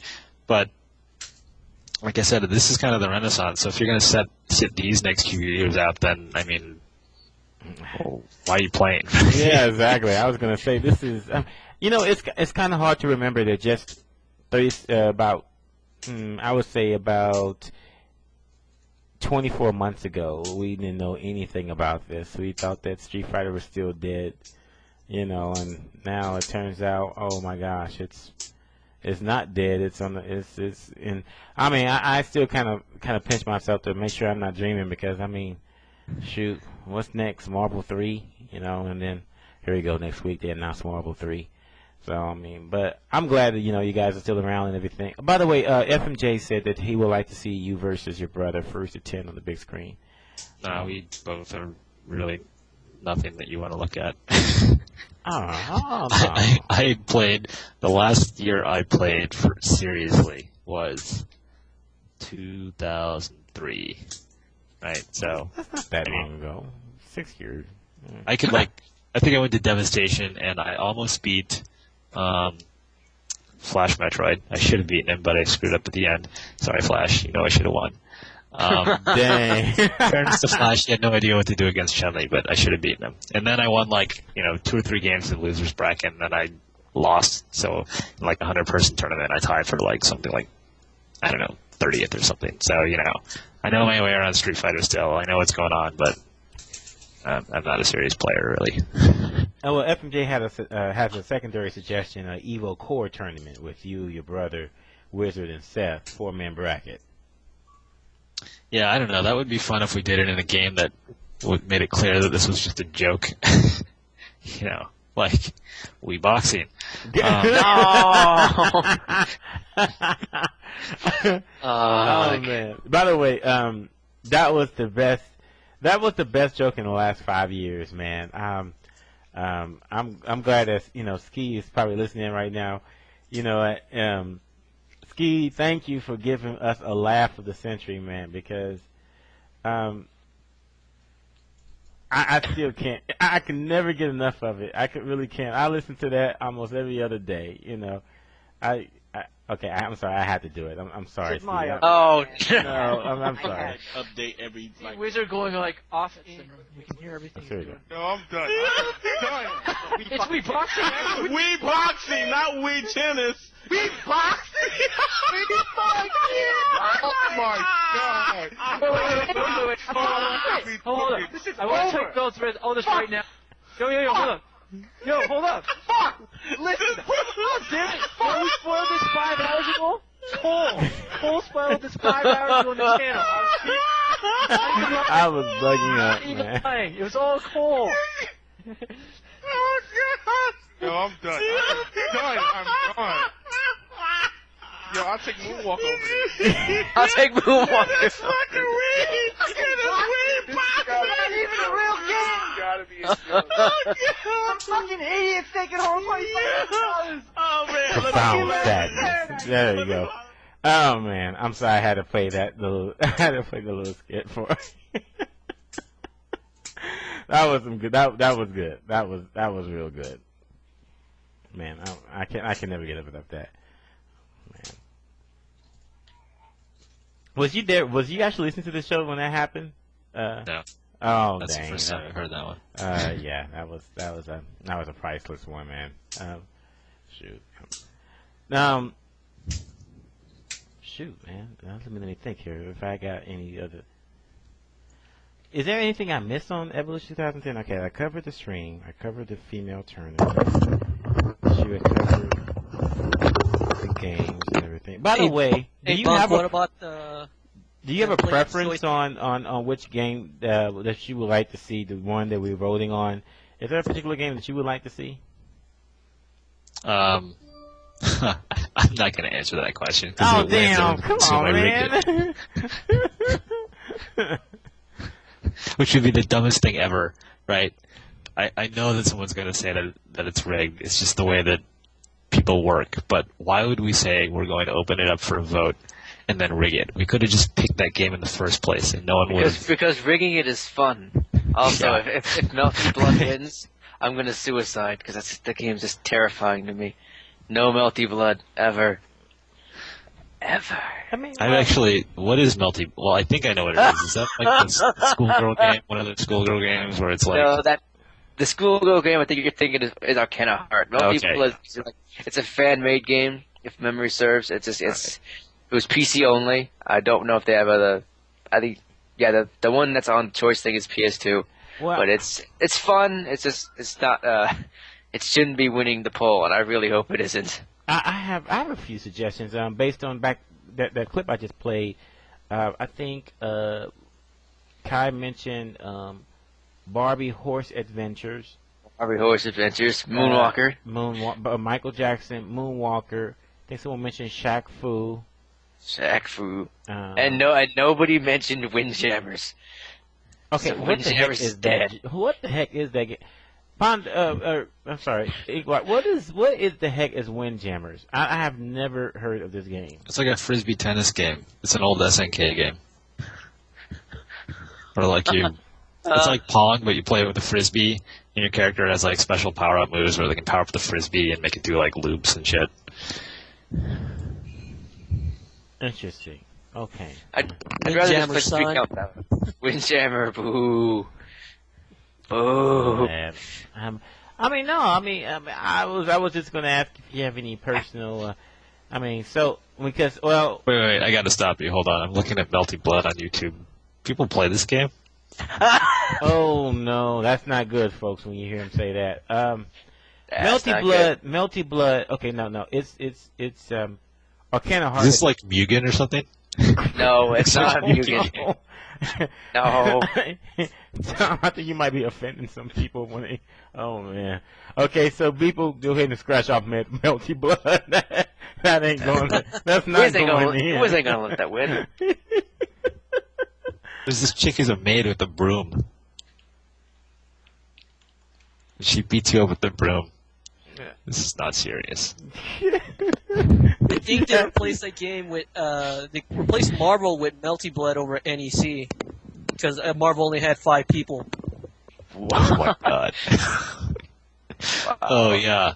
So I mean, one interesting thing about the vote, it should be. I mean, you look at 3 games: Marvel, Third Strike, and CVS, which are all in the poll. There are people in all 3 games who are positive that Their game's gonna win. yes, that they have been wronged all these years, and there are hundreds of players who are ready to play this game competitively again, and you will see when that game wins the poll. So no matter who wins, at least 2 of those games aren't going to win. So there should be some really disappointed people, which is too bad, but also kind of funny in a way, because except for Third Strike, which you can make a case for, which refuses to die, and I hate that game, but we always seem to have it because the community turns out for it, so whatever. I think you can make a pretty clear case that no one really cares about CBS 2 anymore. Except for Ski. I'd rather see CVS 2 than Third Strike. I would too, but the numbers are. I mean, who really cares about? I mean, I can think of times where I've watched Third Strike and thought, "Wow, that was actually pretty cool. I appreciate that." But CVS 2 was just such a horribly boring, drawn out game. I'm so not sad to see that go. And I can't possibly believe that there are people who are just waiting for more CVS2 action. But CVS2 is, I mean, watching Third Strike is like watching paint dry. I mean, It depends. No, Third Strike can be good sometimes, just almost never is, because it's almost always like, Chun-Li versus Yoon or something like that, something we've seen like a million times before and isn't a super interesting fight. In my opinion, I'm entitled to it. But like, sometimes it's really good, like, some of the Kenai Makoto matches, or, I don't know, like the Daigo Perry moment, which I know is a cliche, but, you saw that and it was like, normally a super boring match, Ken versus Chun-Li, okay, here we go, low forward super, blah, blah, blah. And then out of nowhere, there's this incredible thing, right? So 3S, at least, even though I hate it, has, like, potential for something good to happen on the screen. And you can at least get through it thinking, okay, maybe something good will happen. No, it didn't happen. Okay, maybe this time something good will happen, right? The CVS2, that never happened. It was always the same shit. It was always the same customs, roll cancel bullshit. Okay, my ratio 1 kills your ratio 1, and then your ratio 1 kills my ratio 1, and it just comes down to the ratio 2s in the end anyway. I'm so glad that game's gone. It might not be. You never You're know. right. I could be wrong. It may come back don't. with a vengeance in 2010. Don't jinx it. That could be bad. Nagu 900 people says, show up. Hey, Nagu Great. 81, I want my stick. Anyway, he says, you want to see Soul Calibur 4. You want What? to see, he says, Nagu says that you want to see Soul Calibur 4. Soul Calibur 4 was fun in 2009. I thought it was really interesting because you had elements that were familiar to me as a 2D fighting game fan. Like you had that chick with the big ass halberd, so it was clear that she was, I can't remember the name of the range character. And then you had a lot of interesting things, strategy with the stages, where like walls were going up and down, and there was, I can't remember, one guy he was getting all his wins through ring out, so when he was on a stage where you couldn't really ring out very easily, it was like, ooh, is he going to still be able to win? And he still did. So, I don't know. I thought it was really fun and interesting. I wouldn't mind seeing Soul Calibur 4 again. Yeah, I mean, the Star Destroyer stage, that was top tier right there, man. FMJ says Ink inadvertently starts a CVS2 revival. Oh man. Yeah, right. I mean, they're going to come out of the woodwork right now just to prove me wrong, I'm sure. Just to prove you wrong. It's the only reason. It's like, this motherfucker right here, this just insulted me deeply. It's time to put him to rest. And it just happened to have Combo Fiend on here. He wanted to talk to you, Ink, about some of the comments you made about CV. I'm just kidding. I'm just kidding. So, yeah, if my comments offend you, rest assured that I hate Third Strike more than any of the other games on the poll, except for maybe this multi-blood thing, which I don't understand at all. Yet we've had Third Strike over and over and over again, so my opinions really just don't count for shit. It's all about what people want to play and what they're playing competitively. When are we going to see Alpha 3 again? Yeah, right. Yeah, right, man. I mean, I want to play Monopoly. Do that. Monopoly at EVO. You know what? Monopoly is a training ground for used car salesmen.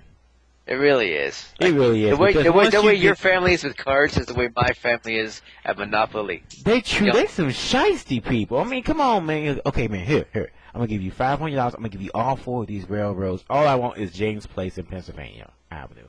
That's all I want. And you be thinking, how am I getting scammed right now?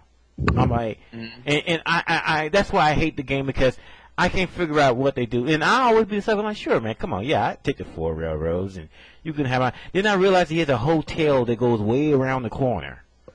And I mean, so every time you go down there, you lose $1,000 every time you go by that corner. And Yeah, you gotta be careful. This shit put you down. It's even worse now. They got credit cards and shit, and they got a new circular board that's coming out in November. It's gonna be great. Hey, they have the Monopoly tournament in Vegas every year. I'm ready. World Championship Monopoly or something. Yep. How can you have a tournament with Monopoly? I mean, Easily. I'll beat your ass at Monopoly, fool. Free. I mean, all of the skill of Monopoly is with your negotiation with other property owners, right? So, I mean, it's a roll of the dice basically for anything else. So, okay, I'll just move on. Hey, I have a question about Melty Blood. Mm. How do you play Melty Blood? Is it a bunch of guys just with laptops at other tournaments, or is it an online mode, or what's going on with this thing? I don't think anybody knows. PS2 game, import only. Everybody loves that. Wait, are you serious? I don't know. For all I know. Yes, Just go ahead and say it. This game is not fucking making it to EVO. It's not up to me. It's on the poll. It's up to the voters. Oh man. I'm just trying to understand it because apparently, I don't know, it was popular enough to get on the poll. Hey, there's a link for you. Someone rigged the poll to put it on there. I don't know where that game came from. There's a link for you there. It's a 2-hour video for you. Yeah, no, I'm watching it. And What? Why are you watching a 2-hour video on Melty Blood? There's better things you could do with your time. Let me get this straight. Import only PS2. Import. Well, I mean, by the way, that's not a problem. We have Japanese PS2s. We've done this import-only thing before. With Guilty Gear and everything, yeah. Okay. So it's not a problem. Okay. Wow. This game looks... It looks like shit. Speechless. Shit. You can't say it looks worse than Marvel. It looks about the same as Marvel to me, except for all the characters are like, I don't know, like everyday Japanese people instead of superheroes. But, you know, the animation's alright. It's 2D. It's got, like, Marvel-like systems. I just don't get it. And I just looked at it for the first time, so hey. Like, it's got these little mash buttons that show up, which is kind of cute. And it's got a lot of meters. I guess it doesn't have that many meters. It just looks so old. And I guess I'm used to seeing, like, all this new shit that is kind of like, I don't know. Well, it's been around for a while, I want to say. Like, 4 years, 5 years? 2.5D version of Melty Blood. How many versions of it are there of this game? There's a lot. Oh, there really is. What's this petition of... You're right, the animation is really nice. I would like to see this game remade and... I don't know, I mean, it looks okay, it's just... You'd like to see it made? I'm just fascinated by it. Remade, I mean, like in high definition. So Japanese. Oh, I see what you mean. Oh, wow, interesting. You weren't kidding. This is a 2-hour video. How do you get a 2-hour video clip? Okay. So I want to know. Too much. Wow, this is really like Marvel. Okay. So. By the way, don't listen to Keith. He doesn't know anything about anything ever, especially Melty Blood or SNK games. So just ignore him when he starts talking about those. Hey, Mizuki, how you doing? Damn, hatred. Sorry, I can't talk too loud because I'm sick pretty bad right now. I know, man. The swine flu is a melt. It's a real bitch. No, I'm just kidding. I hope it's not it, but yeah, I've been feeling pretty shitty. Yeah, it's going around at work too. Now, I have a that FMJ took the words right out of my mouth. I have a feeling that Ink is like writing a email to Wizard and his brother. Says this game positively cannot make it to Evolution. Like, how are we gonna take this game off the poll? We're gonna have the servers go down, we're gonna have shit blow up, and like have Melty Blood turn into another game. Like when some forums have a thing where you type a phrase, it turns into a different phrase. Like maybe Melty Blood could turn into like Marvel or something like that. You mean like the 2000 election or something? With the whole automated polling machines? Exactly. You know what? Right now, I think that Ink is PMing FMJ and says, "Okay, look in vBulletin options and see if there's an option to really to manipulate poll results without anyone knowing." Because you know what? I bet if this game replaced all the characters with instead of like this little pink-haired Japanese maid girl and this other Japanese girl with like Wait a minute, I don't have a list. What the hell? No, I'm watching the video, dude. If you replace all these characters with like DC characters, I bet like this would be the most popular game ever.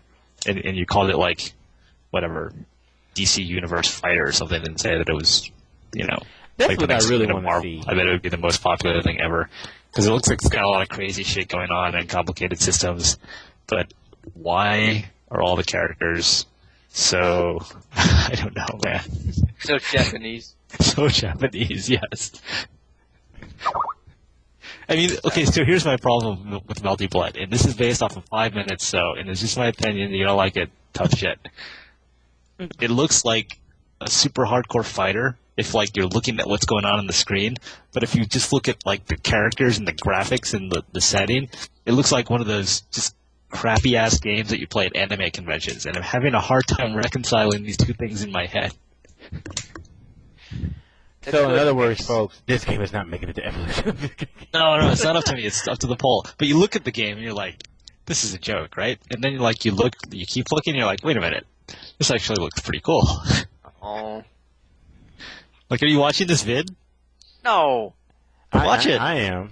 Why the fuck would I do that? See, I Googled Melty Blood and I'm looking at screenshots. I'm like, I don't get it. And then I watched this vid, and it looks like a cross between Marvel and Guilty Gear.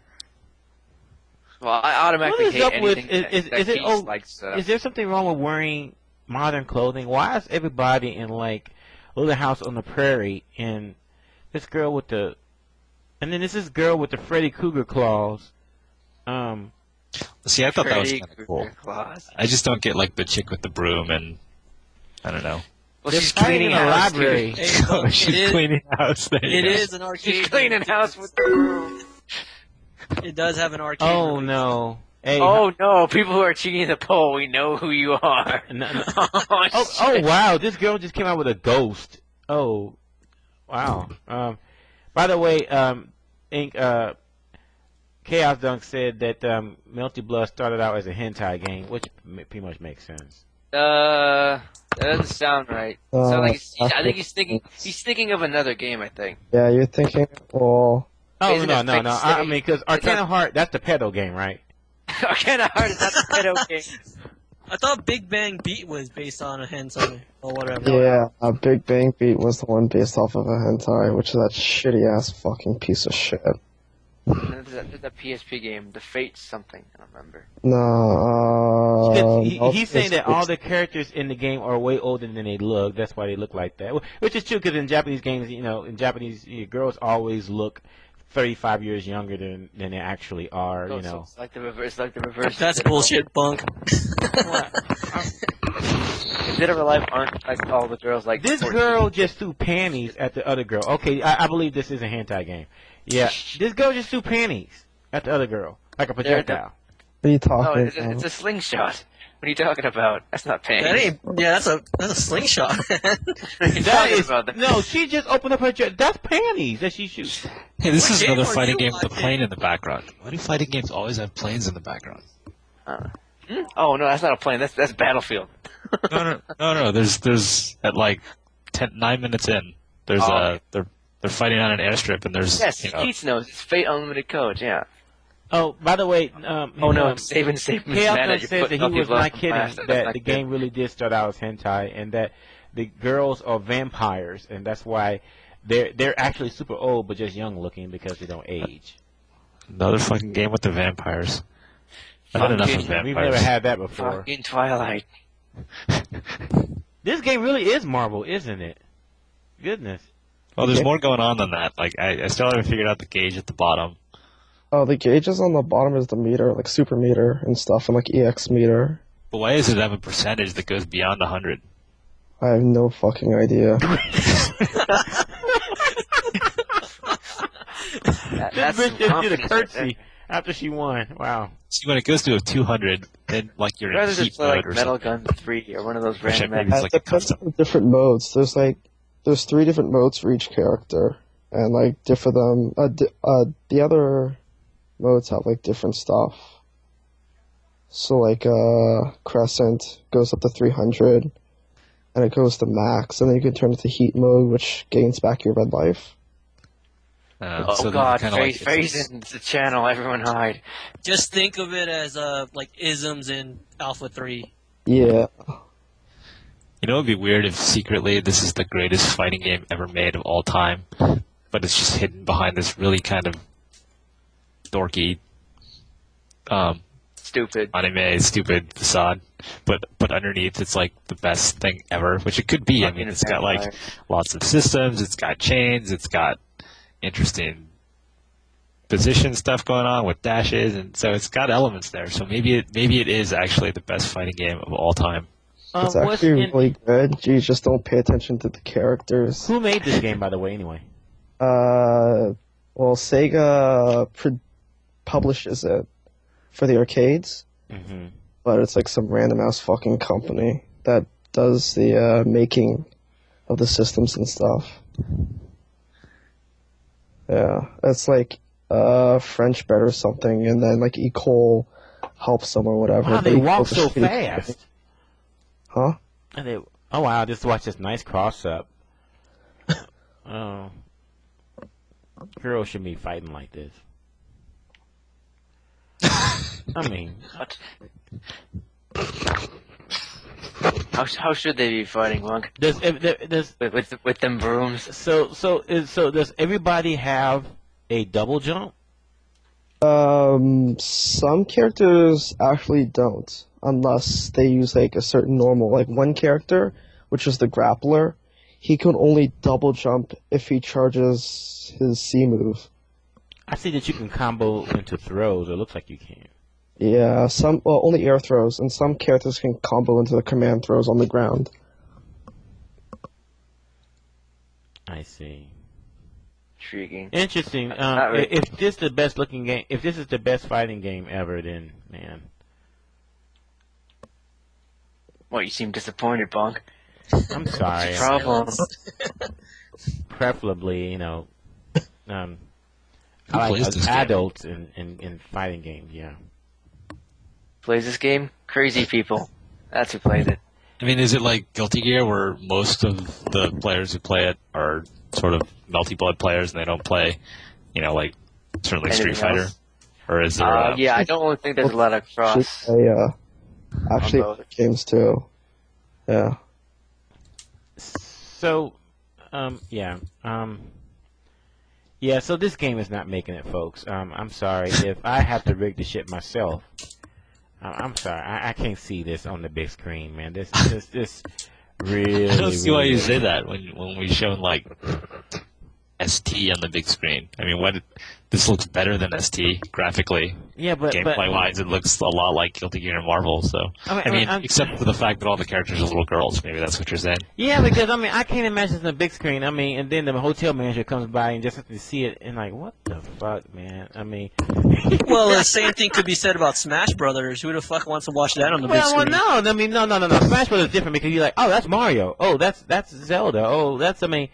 Yeah, and you'd be like, oh, it's boring. By the way, I loved watching Smash when we had it with the items and like with Rob sniping for Smash balls and stuff with that robot. I thought that was awesome.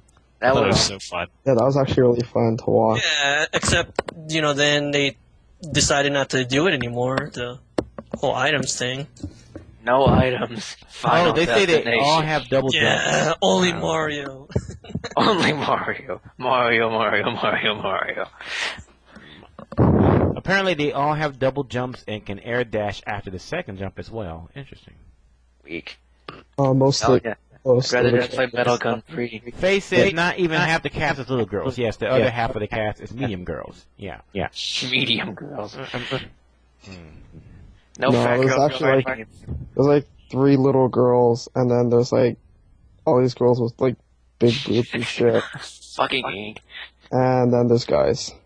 Is it where I mean, you know what? This is a sexist game. I just made that determination because I bet that there are other, there are guys or older girls in this game, but they're all bottom tier. The prepubescent girls are all top tier. Actually not. It's like one of them is actually like the best character, but like, yeah, a lot of the guys are actually really good. Like the worst guy is like mid tier. Don't try to defend the game. I play the game, so don't try to defend it. I mean, we can't have this at the. This is really gonna cramp our style. I mean, we what style? The fuck are you talking about? What are you talking about? What style? We have a reputation to uphold. at EVO before, man, and that has some crazy fucking characters too. Yeah, Come on, there was man. Blaze You know Blue what? there. I'd rather you put in Spice Girls from PlayStation 1. At least he has that catchy song that you can remix. Okay. Hey, Ink, what do you think about Blaze Blue, by the way? Oh, I don't know enough about it. I looked at it and it looked like Guilty Gear, only more Guilty Gear-ish than Guilty Gear, as in like there's so much specialized shit going on that you really have to really play the game to have a true appreciation of what was going on. And once I saw that, I was like, okay, this is not for me because I don't have time to devote to this. So I do think it's really I am getting that- hate. I'm getting hate all over. Oh my gosh. There are instant messages I didn't know I have installed on this computer. Bunkei's People coming in and trolling. saying, "How dare you, you fucking piece of shit! Don't be trolling on Melty Blood. I'll Melty Blood your mama." I'm like, okay. Melty Blood sucks. It's the worst game of all time. Everyone who plays it is a pedophile. I actually have a question for Ink. There's been talk about, either HDR or to put it on ST Classic mode. If there's enough votes among the HDR people, would you guys be willing to change the modes? It's kind of it's a tough question. It's a very hard question because I mean, how do you have a real vote, right? I mean, I guess you could do it where you would have to vote. You would have to poll the people who are actually kind of going to play in the tournament, right? You can't just poll. Well, right, yeah. But then, like, do you have them sign up? And I don't know. It's weird. I mean, the funny thing about that topic and the reason why it's kind of sad where we are with ST nowadays is that someone in the forum thread said the reality is if you put any of those games up there, people would just sign up for it because it's kind of regardless of which one they prefer, because it's kind of old school, no one really plays it, but they'll play in the tournament for old time's sake, and I think that's true. So like, I mean, no one's really playing ST, and probably no one's really playing HDR. A couple of people are probably playing it online seriously, but not a lot of people. So it's kind of like, to me, like 6 of one, half a dozen of the other. You know what I'm saying? Yeah. And it just seems like kind of weird to say, oh, it's HDR, and then to say the very next year, oh, it's HDR but in ST Classic mode, and it's like, how many times are we going to change this thing up? And that's the only reason why it would be. I don't know. By the way, seems kind of weird. Can I ask you for the vote, the game that we're gonna vote? Can you go ahead and put virtual on up there?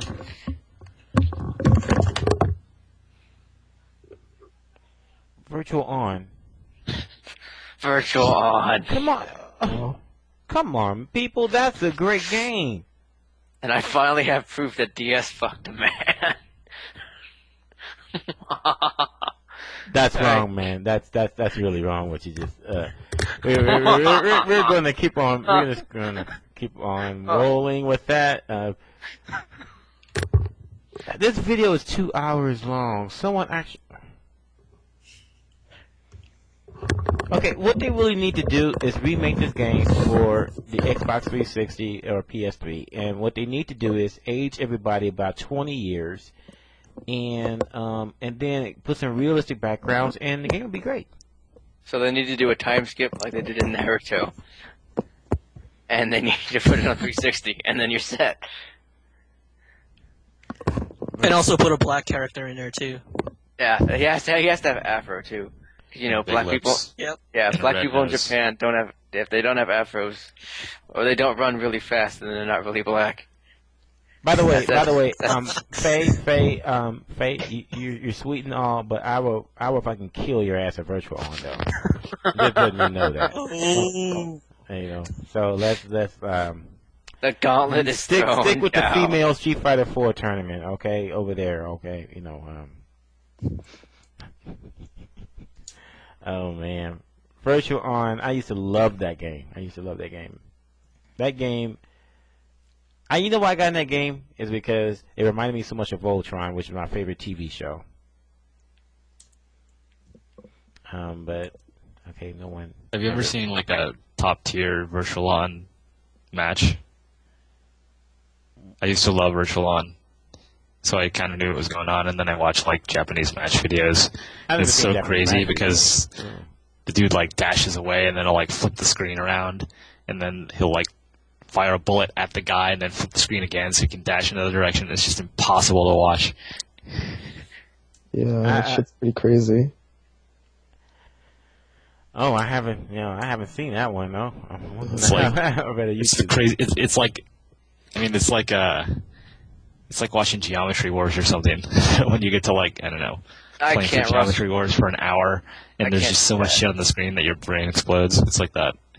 Yeah, that's too much. Headaches. Goodness. I can't do that. Geometry Wars should be played like for 5 minutes at a time, and then for no more. Just playing it for that long just destroys my mind. This says, what about Killer Instinct? Can we Can we get that going? Yeah.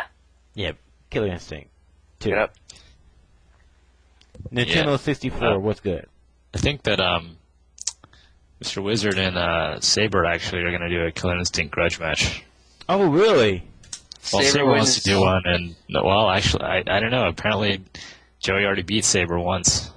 Oh, but Joey beats everyone once at something and then never plays the game again. So you gotta think about it that way. You either beat them once or he claims he did in some fashion.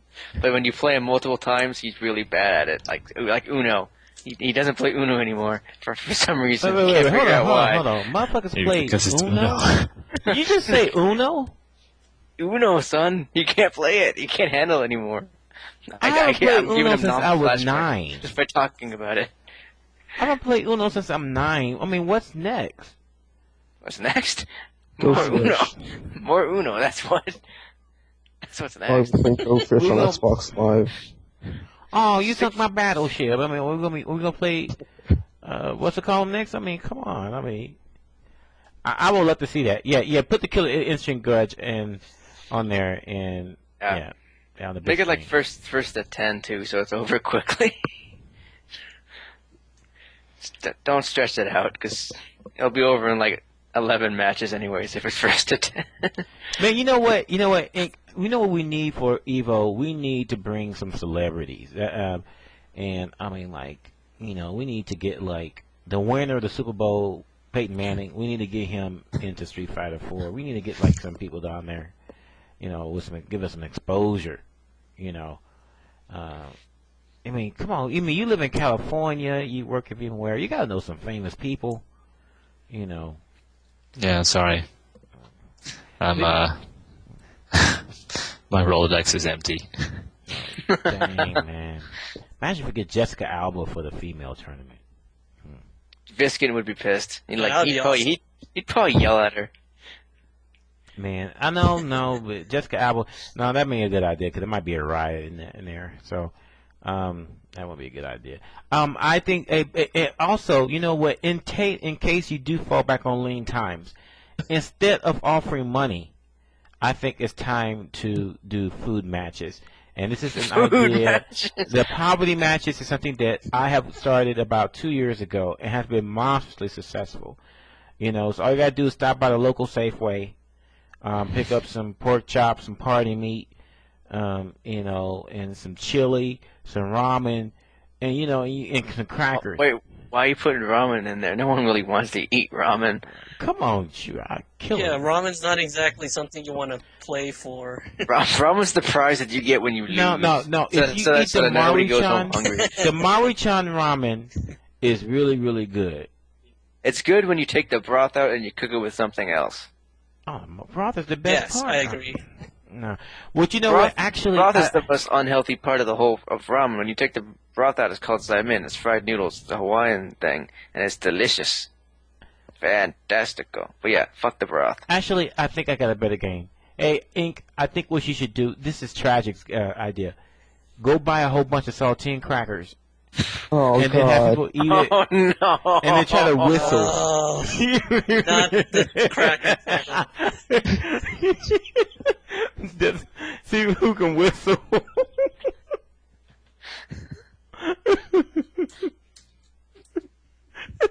It'll be the funniest thing you ever seen, man. I think it'd be great. You could just pick up people, it'd be a great way to get people exposed to evolution. Just pick up random people. Hey, you want to win $200? Here. See, here's some saltine crackers, no water. And it says, now try to whistle. No water.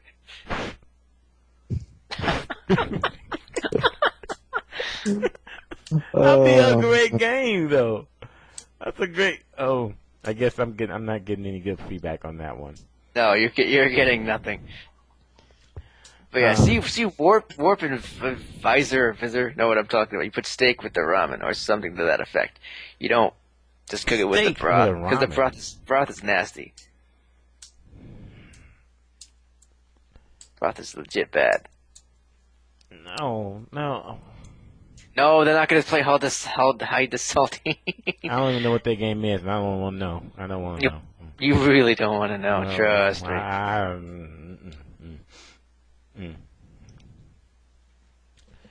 And here we go.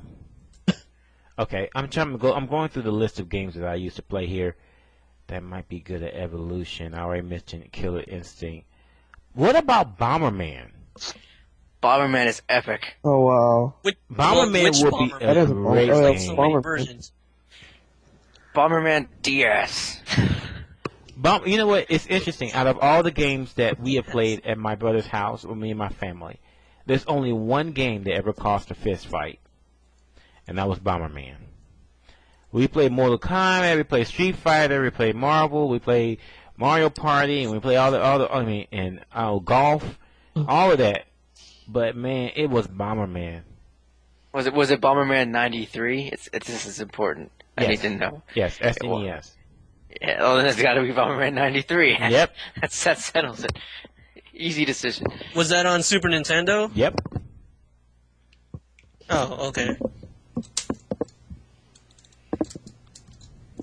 But yeah, Bomberman would be a good side tournament. Cause that's just Food pretty matches fun. would be great, man. Because you can come up with some, imagine, Fat presenting burger the grand matches prize. if you're going to DVR again. 80% lean ground beef. Congratulations. Nice. I get the feeling like this is gonna turn into like a secret Santa kind of thing, just with food. Wow. or a Yankee swap. You know what? It should. For someone, whoever takes last in the Super Street Fighter 4 tournament should get 5 pounds of brown swagger. We used to hand out strategy guides for people who got last. Sweet, give me a strategy guide, bitch. Well, they got last. They obviously need it. Does anyone know that even when fresh, brown swagger stinks to high fucking heaven? It is basically liver meat gone bad. Mario delicacy. Party sucks. Why the hell would people play that? Also, someone kicked me when I was playing Mario Party and I won. That game is evil. Makes me want to cry.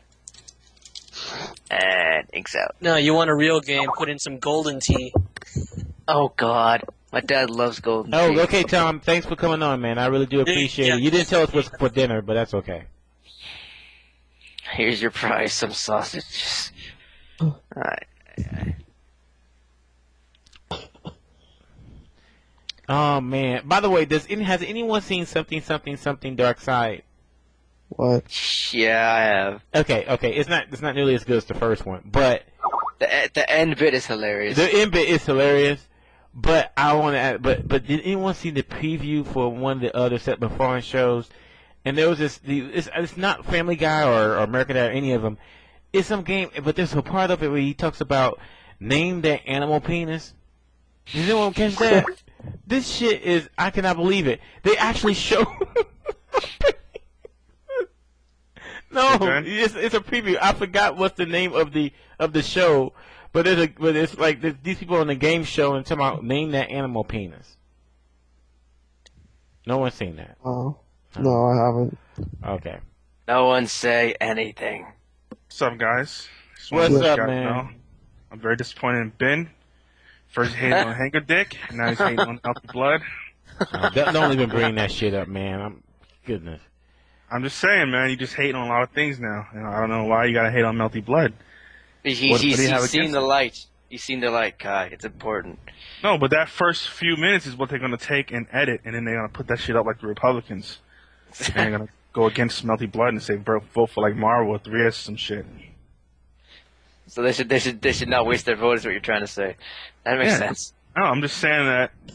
You're right. They shouldn't waste their vote. Dirty. They fight dirty in politics. They fight dirty in voting for games for EVO. And come hard. They're gonna take that clip, put it on the internet, and they're gonna make it look like you just said, "Don't vote for Melty Blood." And they're gonna put like a fake. It don't black matter because that game ain't making it to Evolution. Evolution, man. I know how to read between the lines.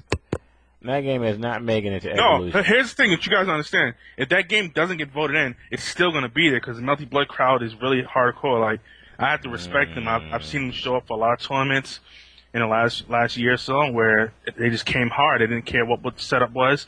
They weren't official games, but they came with a big crowd, and they were hyped, and they made sure it went down. So even if they don't get voted in, they're going to be there. You can't stop them. Okay. You can't stop the pedophiles from getting in the building. What the? Wow. Well, they can't stop you. The pedophiles definitely getting it. By the way, just everyone look into the channel because you thought I was kidding. Okay, here. Get the fuck out! Don't even. Here we go. You thought I was kidding.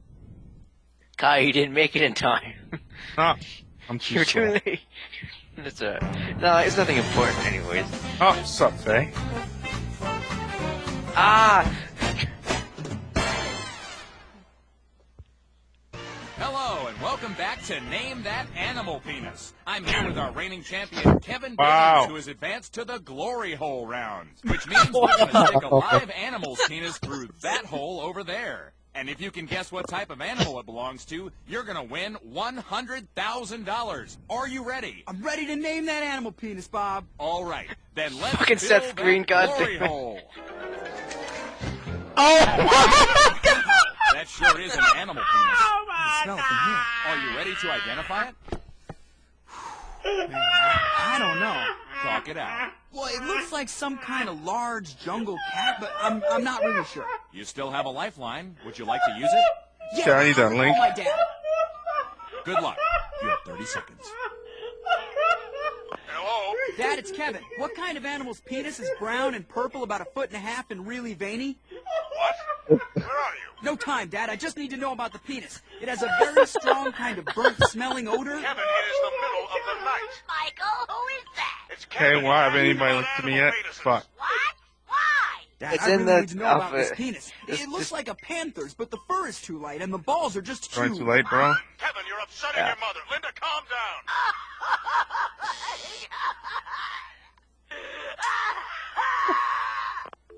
That wasn't my fault. No, not really. I'm still stumped. Would you care to take a guess? Is it mountain lion? Yes! Whoa, are you serious? But that was a total shot in the dark. Congratulations, Kevin. You've won 100,000 dick dollars and a chance to win for 1 million. Are you ready for the bonus round? Absolutely. All right, Kevin. Name that animal penis. Can we hurry this along, please? I have a plane to catch. What? Oh, No, no, no. Wow, I just saw that shit. I just saw the animation for the penis, and that shit owns. That shit fucking owns. Oh Wow, that was my amazing. gosh. Oh. So that's how you feel about Melty Blood? Is that what you're saying? See how it has been. They're gonna come after you, man. You better not go to EVO. I'm Are not. you gonna see a bunch of dudes like Master Chibi and shit rolling up with a little knife? It's like, hey, Bug, I heard what you said on the radio. Come here. I want to show you some. I want to give you some candy. I'm not even gonna front. When back like a couple years ago, when Melty Blood was just a PC game, I was playing it, just fucking around with it. There was no online anything yet, and we had like IRC channels on, like 5 people in the fucking channel. And then I went AFK. I stopped playing the game, but I was still like an op in the channel. And then like one day I decided, hey, let me check this IRC channel out. It's like a huge fuck ton of members in there now, and I'm like, wow, man, it's a lot of people playing this game now. And now apparently it's even bigger now on the new channel that's in another network now. I haven't gone to yet because I'm not a pedophile. Wow. What the hell's wrong with you? I'm just saying, the game has grown for some reason, even though it doesn't have an American release. And It's because it's Sega. I gotta Yeah, I say guess. it's Sega. they did a good job getting people hyped for that game for some reason. It seemed really mashy for a long time, but I think it's actually developing into a real game now. People can't ignore it anymore. Now there's a guard bar that can't pretend like they can just mash all the time. Yeah. Makes sense. Wow. So Ben, Also, do Chibi is you really like, want Third Strike to be in it again? No. What about Marvel? Yeah, Marvel's fine with me. I'm not having a problem with Marvel. I actually like Marvel. I mean, my problem is that it's just going to be the same style thing again. We want some new, fresh blood in EVO. No, what we need to do is just seed video really high. Well, here's the problem. Well, like, look at SBL, man. They had to fucking run Basara X, ugh. Basara Cross. They're running a lesser version of Fist of the North Star that nobody even Cross. plays except for a few people. I don't want EVO to be in the same position. Sorry, it's Games like that nobody wants to play anymore. Yeah, could you imagine that? If EVO had to run, if we put some game up that nobody plays again. Like, remember when they tried to get KOF in? You don't want another situation like that. I know if Melty Blood got voted in, it would actually get a lot of players. Maybe might even get some random players that don't play right now. They might just decide, hey, I might as well fuck the game now just because it's that evil. It's not really that hard to get. Fan base, yeah. Yeah, like having certain games at events actually helps it grow, and that's why they really wanted there. People would actually, hey, maybe I should check it out since it's going to be at such a prestigious event. It's All just I the way know it is. is that someone's winning the Super Street Fighter 4 tournament with T-Hawk. That's all I know. Now you know I'm winning with T-Hawk. Inkblot said it. What Inkblot says, go. Ink's wrong. Ink's always wrong. Ink's a liar. Don't listen to him. Yeah, He's lying because he knows that DJ's really going to win. He just doesn't want everybody to know that he always bets on black. Exactly. I think Makoto's going to really shock everybody. Because that character sounds like she's fucking bullshit. I don't know what you're talking about. Makoto's not in Super Street Fighter 4. Oh, yeah, you know. What are you referring to?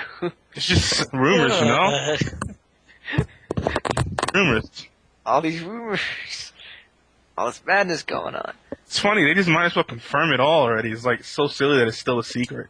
I know they want to unveil it with graphics and a video and all that.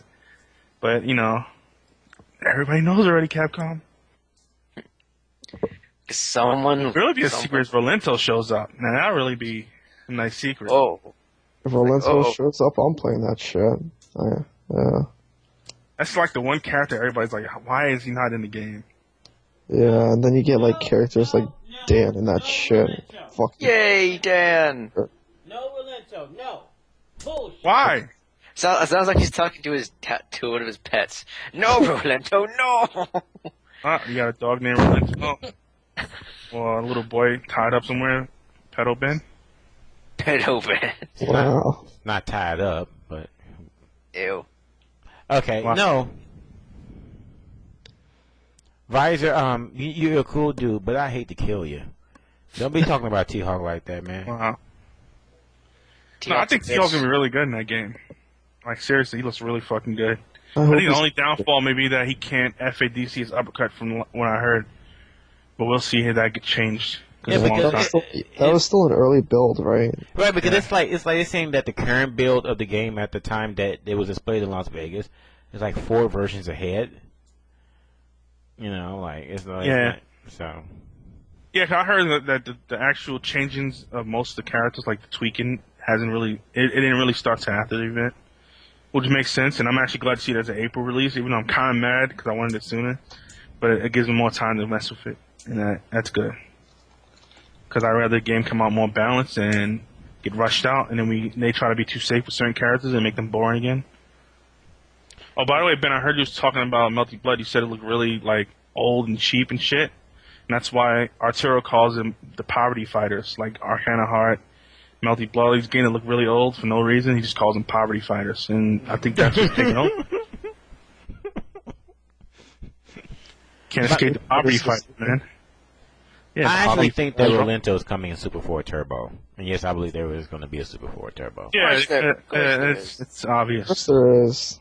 And they're going to charge you $50 for it again. I don't know. I think Super 4 Turbo may actually be it's going to be hyper fighting and then turbo. Super Street Fighter 4 Hyper. Man, that's so many adjectives. Yeah, that's right. We're not going to get any new characters for the third release. It's just going to be a rebalance, quote unquote. I think that they're going to skip a name again. That's going to be funny. It's going to have some stupid ass name for no reason. I don't think they want to put Turbo on it because it's going to make the name long again for no reason. So they're going to do Super Street Fighter 4 Avant-Garde.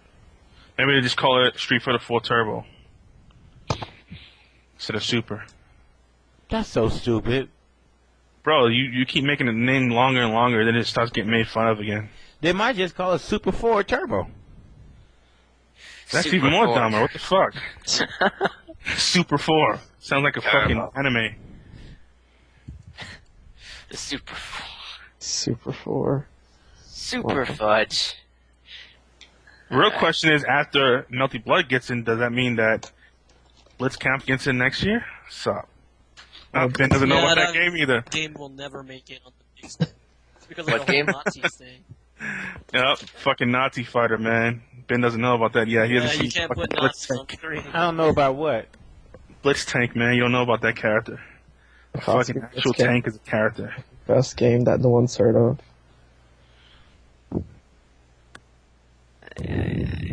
Most people don't know this, but you know, Doran 2K likes to talk a lot of shit on IRC about how good he is at every game. I played him in that game. That's the only game I ever played him in. I fucking raped him, just so everybody knows.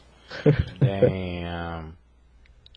Like, it was super free too, so he came. Free. So what do you guys pick for the Super Bowl? Saints. I want the Saints to win, but I'm pretty sure the Colts are gonna win. My emotional pick is Saints. My reality pick is the Colts. Saints are going to win. But they are pretty good, though. The Saints are kind of underestimated sometimes. Yeah. I guess not anymore. Yeah, I guess not anymore. They're kind of Well, in the Ben, card. let me ask you this: Can they beat the spread? I think the spread right now is like 5 or something on the Colts' favor. That's I don't know, man. kind of low, actually. Yeah, I was gonna say that's a little bit low. Well, I gotta check again. That was like a week ago. I think if you want to know who's going to win, just ask Martin who he's going to bet on, and then just the opposite's going to win. No, that doesn't work anymore because you fucking bet on the Saints and they won. I'm gonna fucking kill Martin. Wow, you sound like Ski when you do that. Talk about weak tennis. Gonna ruin him. No Except one messes balls with haven't dropped yet. Boo. Boo. It still works, man. He just had a all. He might have lied to you too. He might have just said that shit to make you think that, and he actually bet on the other team. No, there's no way he bet on the Vikings. He's not that smart. You never know, man. It's Martin. He probably knows his own luck. So It's like, probably My first bet like instinct $10 is on the this. Vikings and got. What the hell is Jew Puncher? What the? Bro, that's what they call Blitzcamp, man. They call it Jew Puncher. It's because all the characters in there are Nazis, except for like one dude. Because he's a tank. Yeah, you have to see that game, Ben. It's really, really funny. And it's not even a bad game. That's the funny thing. It's like, these games are actually not that bad. They just look really strange. What the fuck is this?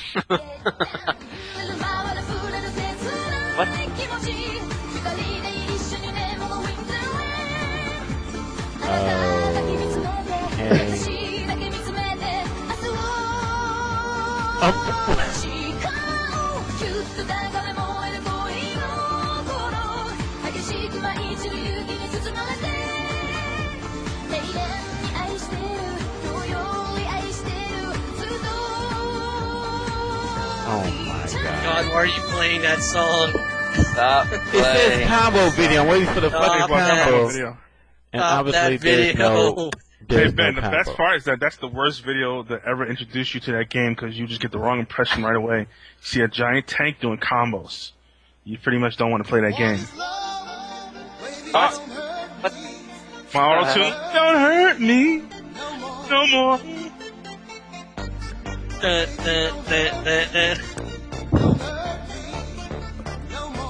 Okay, I'm gonna go slit my wrist. I'll be right back.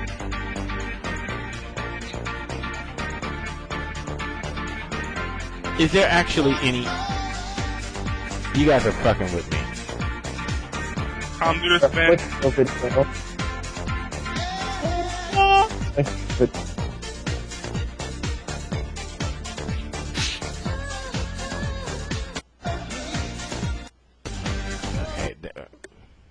Ben, don't hurt me no more. the hell? Alright, I'm out for tonight. Auto-tune. I linked a video here. What is Bronson? Baby, don't hurt me. The hell is wrong with you, man? Hi, Ben. Who's going to bed? Bronson? Yeah, that's right. He has to get up early. He's like 10 years old and shit. Yeah. Balls haven't dropped yet. Oh my gosh, you weren't kidding about the combo video. Okay, there's actually a tank. Yeah, actual Oh tank. my Like, gosh. yeah. Oh my gosh.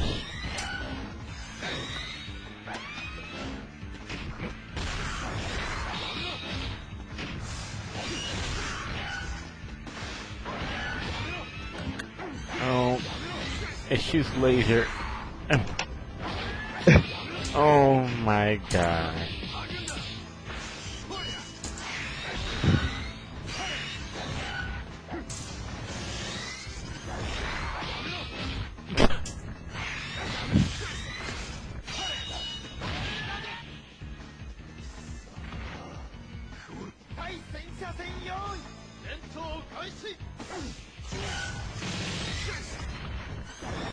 I cannot believe that. That's No, but jokes aside, like the characters are actually very familiar. Like there's characters that are like Shotos. There's a character that's based around like poking.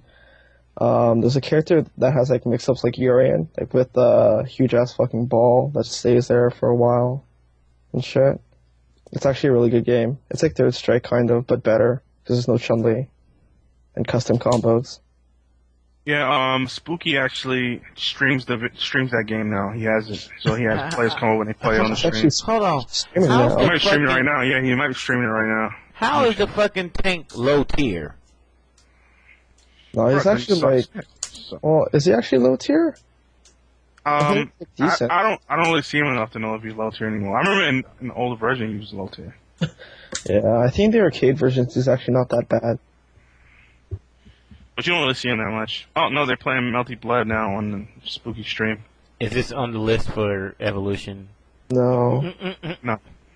because it's not on the system. It's just arcade. Yeah, it doesn't really have a big scene here yet. It's just a couple players that play, and Spooky has like a cab. Even in Well, yeah. Japan, it's not that big, but you know, you still have it in like the decent arcades like Kohatsu and shit like that. Like Kohatsu TRF have it. It's another one of those games that started out PC, and then he just gets bigger from there. Yeah, it's like one dude who's working on it too. Okay. Gotta give them credit when they make a game like that, and they basically do that shit on no budget by themselves. Yeah. And they mix it in arcade like years later. So Ben, when are you gonna make your game? When are you gonna make your game? Because FMJ's slipping, man. He was supposed to make his game a while ago, but he hasn't released it yet. You know, shut up and mash. I'm just finishing my outline for Ray Charles. What he would look like. Wow. You know. Hey, Charles. You know, after all, you know, he has decomposed a bit. He still have his shades on. And why do you guys like fucking with Ray Charles so much? Poor guy. It's like you guys just love messing with Ray Charles. Like, he's been arrested and shit, and then you have to worry about big ass black dudes trying to fuck him, and he has. Okay. I mean, mean, I don't see personally anything wrong with it. I didn't say there's anything wrong with him. Maybe he just wants to rest, though. He can rest after we're done. Wow. I don't know what to say that. I mean, you have no type of fucking respect. He wants to do it, then you do it. But You know what? Okay, fine. Just so it's all on the up and up, I'll ask him before I proceed. That's cool. That's good. That's good. Okay. And if he answers, you better run. That's all I'm gonna say.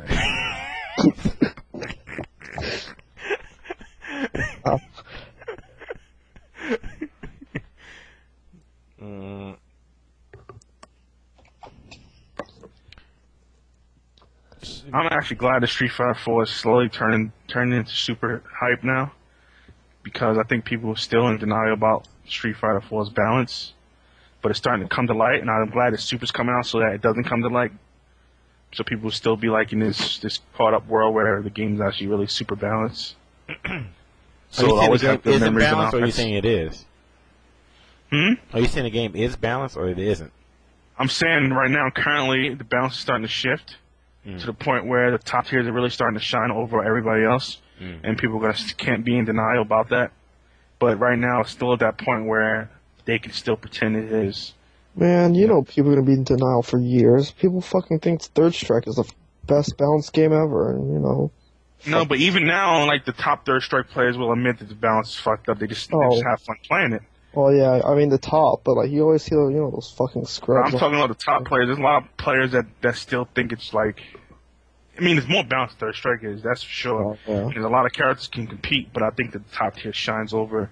Like tiers in games to me shouldn't be the exact science. Like it shouldn't be so one-sided that the tiers actually mean so much more than actual characters do. Like, yeah. Like in Third Strike, the tiers are the tiers. That's the game. The tiers is the game. That's the game right there. What you see in a tier list.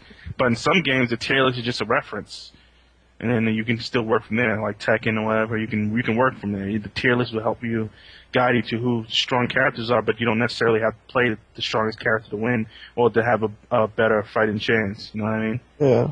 Hey, are you using a program or something to talk through? AFK, man. I'm not telling you how I did it because you're gonna fucking start auto-tuning it, and everybody's gonna get mad. Well, tell me now. I'll tell you how to do it later, okay, Ben? No, I want to do it now because it's a song I want to sing. Oh, it's gonna take you a while to set up. You can't just do it right away. You gotta download. Well, show me how, and I'll start setting up while you guys talking. Bro, it'll take you a long time. Like you'll have to configure your PC and everything. That's like fine. you might even have to I don't know what system what OS you're on right now. What OS are you on? What operating system are you using right now, Ben? Windows 7. Yeah, I don't think it works on Windows 7. Well, I'll try anyway. There's a compatibility build on Windows 7. All right, I'll tell you later. But Carol tried to do it and she couldn't get it working. But I'll tell you exactly how I did it. In fact, I'll show you a video on how to do it. I create Man, you know Ben is gonna put up the street for no reason now, and he's just gonna start singing Barry White songs and shit. Why do you live alone? You're feeling sad. I make you leave this life. See, yeah, I can't wait. Why do you need auto-tune? That's sexy ass voice. Fuck you, man. I'm just saying. Okay, go ahead and talk. I'm just gonna Google it. All right, but so what do you feel, Ben? I don't know how you feel about Street Fighter 4 lately, because I really hear you really speak about the actual balance part of it or the characters. I don't know about the game. All I know is that Bros fucking sucks. Wow. I mean, if you look at America, it's still far behind, like in the way they play in Japan, so it doesn't affect us as much yet. Except for like Rufus, but I think it's just because people here don't have Rufus experience. Well, they don't have that match down to the science yet. I mean, I think that okay, like look in Japan when Akuma was first found with the vortex and shit like that, right? He was fucking Sagat players up. Like people were starting to say that Akuma has a huge matchup advantage over Scott, or at least he has a advantage over him, right? But now if you look at it, people are kind of looking at it like, well, man, you look at the top Sagat players, they pretty much figured out that matchup. So now it actually looks either even now or Akuma gets dominated. And I think that's what happened. People were starting to figure out the main weaknesses for the top tier in that game are starting to get figured out to the point where it's not a weakness anymore. And that's not good. I don't know how to set me free to live. Good answer. Hold on. I think I got it. You're trying waiting for me. No, I'm just I'm just can't. I actually think that, I know this sounds really, really backwards, but I actually think that Super is actually going to be more balanced than Street Fighter 4.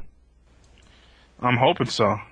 I actually think that they figure out what works, what doesn't work, and I think, so I really can't wait, because really I can't tell you how excited I am for Super 4, because all the characters look good. They all look good. I mean, it's like... It looks like they got rid of the safety brakes. Like my first sign that the safety brakes are finally being removed is that I saw Rose combo into her soul throw, and she couldn't do that in the original. I was really mad. That was the first thing I tried when I loaded the game up. After I unlocked her, I went down to training mode, and I said, let's see if she can juggle a fucking soul throw. And when I couldn't do that, I got really, really mad. I said they tried to be too safe with these new characters. And now I see that they're actually opening up the floodgates to try to create these characters in a more fun way to playing them. And that's a good sign. I mean, a lot of the initial problems with Street Fighter 4 people had was with how mashy it was and shit. Like, they hated that it was more mashy with the jab system, and they hated how you can easily reverse it through shit in the down forward stuff. But I think a lot of players are getting over that now. I'm over it. Like, I really don't like it, but I'm over it now. I understand that's how the game works. So instead of just complaining about it, I actually play to use those systems to my advantage or make a person use it to their disadvantage. So now I'm over that, but now my problem is with the actual characters. Some of the characters are really boring. They're too safe. The way they were designed, they didn't want them to be broken, so they made them too boring. And then some of the characters they weren't safe enough with are really stupid. Like Rufus and Sagat, he's not really stupid to me. He just does too much damage. But Super, it looks like they're finally taking off the brakes from the low-level characters, and they're toning down the top-level characters. But not to the point where they're boring like they did with the old school Street Fighter balance. Yeah, because because now, like, I heard with the guy about his Powered Up Tiger uppercut, so that does double the damage. So I mean, it almost sort of makes up for the reduced damage that he does now. But he could still, he has yet another juggle. I mean, they tried it at the Las Vegas, that to see if he can do, the hard kick, into fireball, just like he would do for his other ultra, and they all connected. So. Yeah, he still has the same juggle. Reno thinks he's still gonna be top tier, even though his damage is done. And Flo is raging because he thinks that the damage is the only reason Sagat is as good as he is. And I disagree with that. But I think also he's gonna have new tricks with that power up if it stays the same way it is. Because I saw him use that shit to go through an attack, and I was like, wow, that looks like the SNK pop move they had in CVS. Where you just do that shit to activate it through a move, and then you do it like super or something. I think he's gonna have some tricks with that. If it keeps the invincibility, and you can, like, I don't know, he'll have like SNK pop and DP somebody for anti-air, where he won't even trade, and get more damage off of it. I don't know. We'll see what happens with the guy. I just hope he stays fun, but he doesn't do too much damage again. Because it looked a lot more fair when I was seeing him play at the event. I mean, don't get me wrong, nobody knew how to play the characters, but people know how to play Sagat. And he was playing the same exact way, just his damage wasn't ridiculous, so he looked a lot more fair. People just don't realize how fucking stupid it is when you have a character who can control you from full screen with fireballs, and if you jump from full screen, not even in half screen area, he can do a Kyra DP and hit you. That doesn't make sense. That means he has a half screen DP on you. And why the hell should that character also be doing ridiculous damage at the same time? Like, you can let him keep that stupid ass Dragon Punch, but at least make it do less damage. I mean, I was kind of afraid for Guy because I thought that his jump was too floaty. Yeah. But his dash, his run, it's hella fast. So I mean, Yeah. So I heard that some people didn't like they didn't think he was gonna be too good, but I mean that's initial reactions. We don't know what's gonna happen with him. But see, he's not a typical shoulder character, and that's what most people are familiar with, and so I have to take that with a grain of salt. I mean, he's not a character that is, his character he's a mix-up. He's a total mix-up character, like an. Well, I remember when in the first New York test, they felt that T-Hawk wasn't really that good, and then they played him again months later, and all of a sudden, they felt he was really, really good. So it changes. And you know what? I'm glad they're already 4 versions ahead. When I'm like, T-Hawk is almost. You know what? I really do think that if they do give him the FADC on his Dragon Punch, he probably would be at near the top. Yeah, because then he'll have like a way to combo into that anti-air grab that he has, and that shit really owns. Like that shit, and it came out so fast in that video I saw, and it looked like it had a lot of invincibility too. I'm scared of that move. I like to jump. I like to try to jump in, so I'm definitely gonna be getting in by T-Hawk. Neokin says anti-air FADC Ultra is not Street Fighter. I know, but it is T-Hawk. Man, stop saying what's not Street Fighter, man. You don't know what Street Fighter is. Street Fighter isn't some set rules. Street Fighter is a game where you fight against each other, and that's it. It's not no fucking set rules. It doesn't have to be the same game every time. That's one of the problems with the community. I think they have they how they make fun of Scrubs for having this crazy honorary system that's really fucking stupid. They try to bend the rules to the game. It's the same thing when you say a game isn't Street Fighter because you don't like the way the rules are. Please, man, learn how to play the fucking game. I mean, okay, we could take it too far because obviously, the fact that Street Fighter 2 didn't have any juggles. I mean, yet people, Except it did have juggles. We had a juggle, huh? Except it did have juggles. What can you juggle in Street Fighter 2 World Warrior? Jump, medium punch, super. Oh, World Warrior, man, that game was fucking another level. Like World Warrior, we're going back that far. Yeah. But wasn't it actually like? All I know is that in World Warrior, if you get dizzy, you don't even get to finish a combo until somebody die in the next 2 hits. So that game shouldn't even count. Bro, I remember hitting somebody with Guile's jumping combo, and then I got dizzy. I'm like, oh, let me do some fly combo to finish him off. And I jumped in, did jumping fierce, and I did crouch and medium punch some shit, and then the guy was dead. And I was like, wow, I don't even get a chance to do another combo. This game has too high damage. So if you want to go back to old school, we can play like Karate Champ, and you can say that's no Street Fighter. Myself, but my heart goes to destroy the truth. Okay. Everybody's rules on what Street Fighter is really funny. Everybody has different rules on what makes Street Fighter Street Fighter.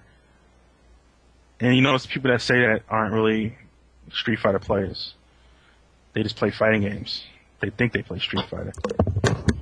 You mean like 60% of SRK members? Yeah. 90. I don't think I can never sit there and say what's Street Fighter. I don't even think I'm good enough to even ever say that. I can just say I play this game and I enjoy it. That's it. It may be a different game than what I'm used to, but I have to learn the game if I want to play it. That's why I'm not against trying out any game. I'll try any game out if it looks fun. Holy shit! Holy fucking shit! What? Oh my god! Oh my god! He must have found some gay porn that he hasn't seen yet. Link? God, no. If you want to see some fucked up pictures, man, I saw some really fucked up shit earlier. I linked to my friends. I can always link that to you. Oh, what's this?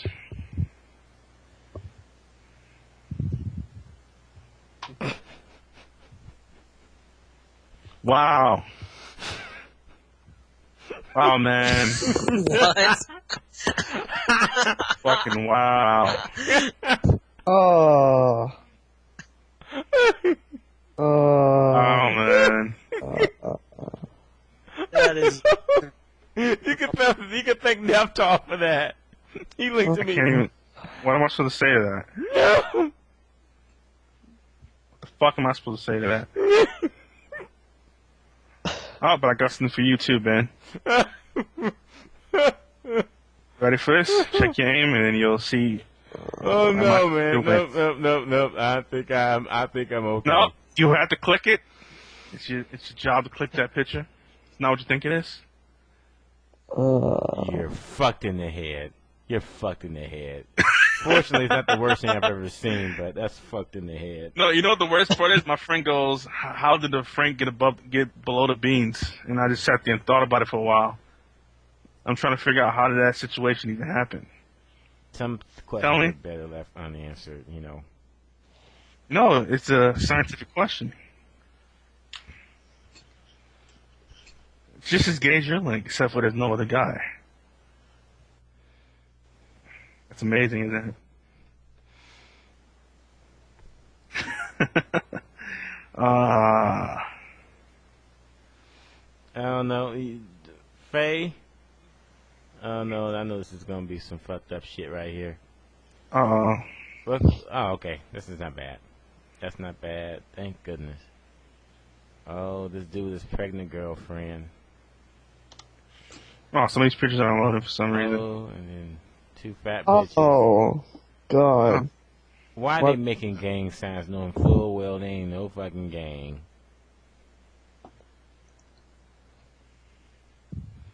Okay. That's right. Okay. First of all,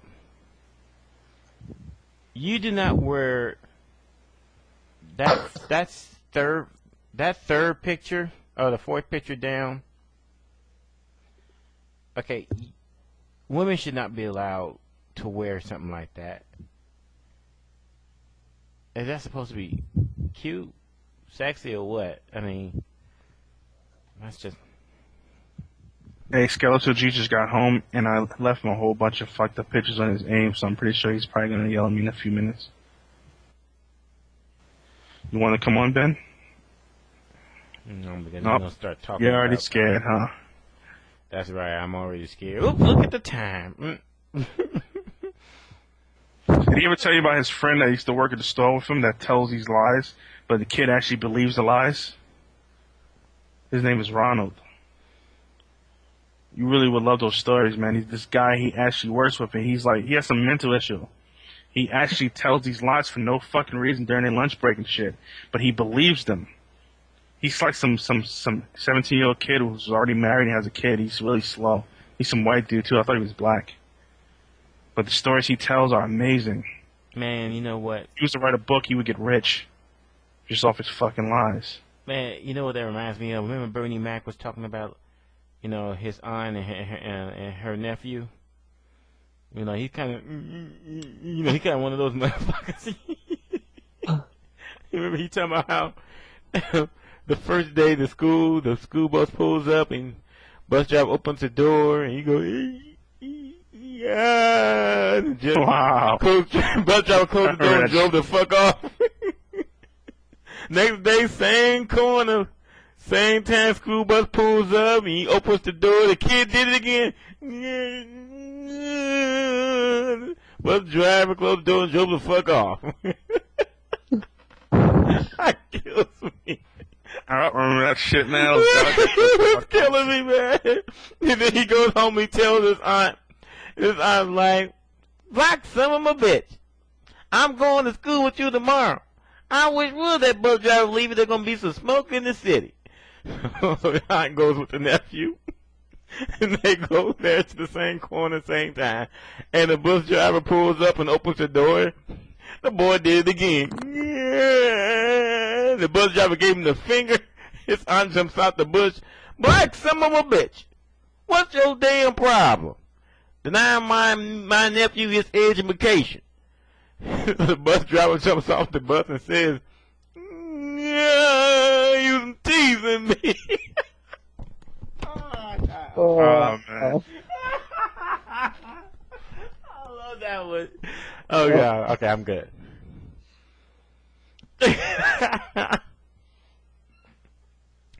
Bernie Mac, and rest in peace. Wow, I just realized I got some fucking files sent to me. I can't get over Skeletor G's rap about. Yeah, I found some of his old raps. Alex Valley. Now, Yeah. because he thinks his bars weren't good enough. Alex Valley. He called him Vale. Vale. Okay. Yeah, he still calls him that shit. Alex Vale. I don't even know why he calls him that shit.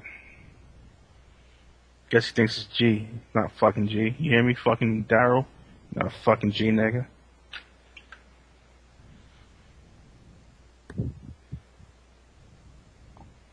Oh, hold up. So yeah, man. Ben is gonna be auto-tuning his next fucking interview, and it's gonna be like the guy from Capcom or something. It's gonna be like, That's why I'm gonna be like, I believe in the madness called now. You'll be like, oh no, son, where the fuck is Rolento? Okay.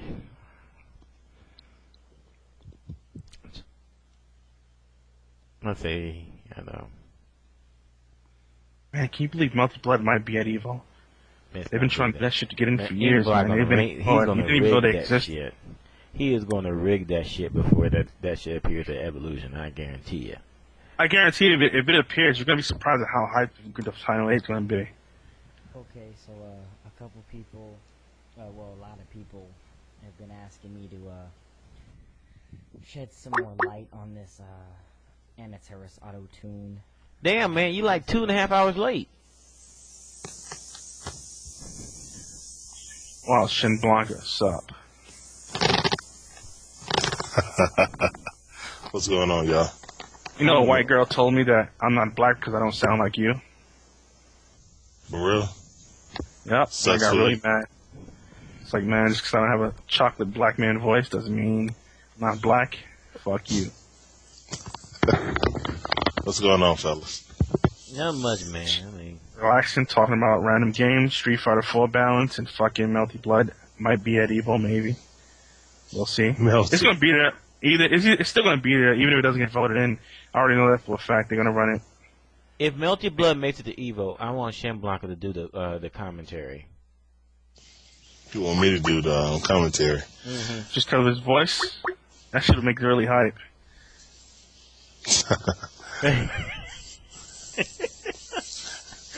I can imagine, man. That shit would be golden, man. I will pay you money to do commentary for Melty Blood. All right. That's I think there's actually players that can actually probably like commentate pretty well. You probably don't even know that play that game. And well, no, it's funny. Actually, last year me and Flo played for like a month straight for no reason. We played some of the old Melty Blood version. Windjammers, nigga. Sup? Windjammers, man. Windjammers. Hell yeah, Windjammers. Pro. People just don't know about that game. That game is a true pro game right there. Okay, Windjammers, son. Man, I haven't touched Windjammers. Everything.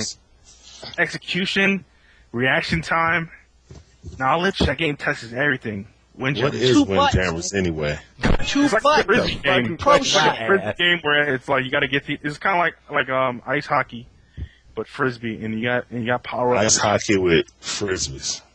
Yeah, it's like and it has like the characters all have like different stats and shit. Like some is for speed and some are power, and you have to know how to time your shots to create power shots and shit like that. And you also have to know how to check the fucking recognize trajectory on the fly so you can stop them from scoring. That shit is really pro, man. When you play it, you play against another player, and you start to actually understand the game, the matches start looking really fucking good. Hey, has anyone ever seen that white guy that can impersonate like 20 different black rappers? Yep. Oh yeah, I've seen him. It's funny as fucking hell, man. I watched a little skit of him, man. How did you do it? I cannot believe he just did LL Cool J. All right.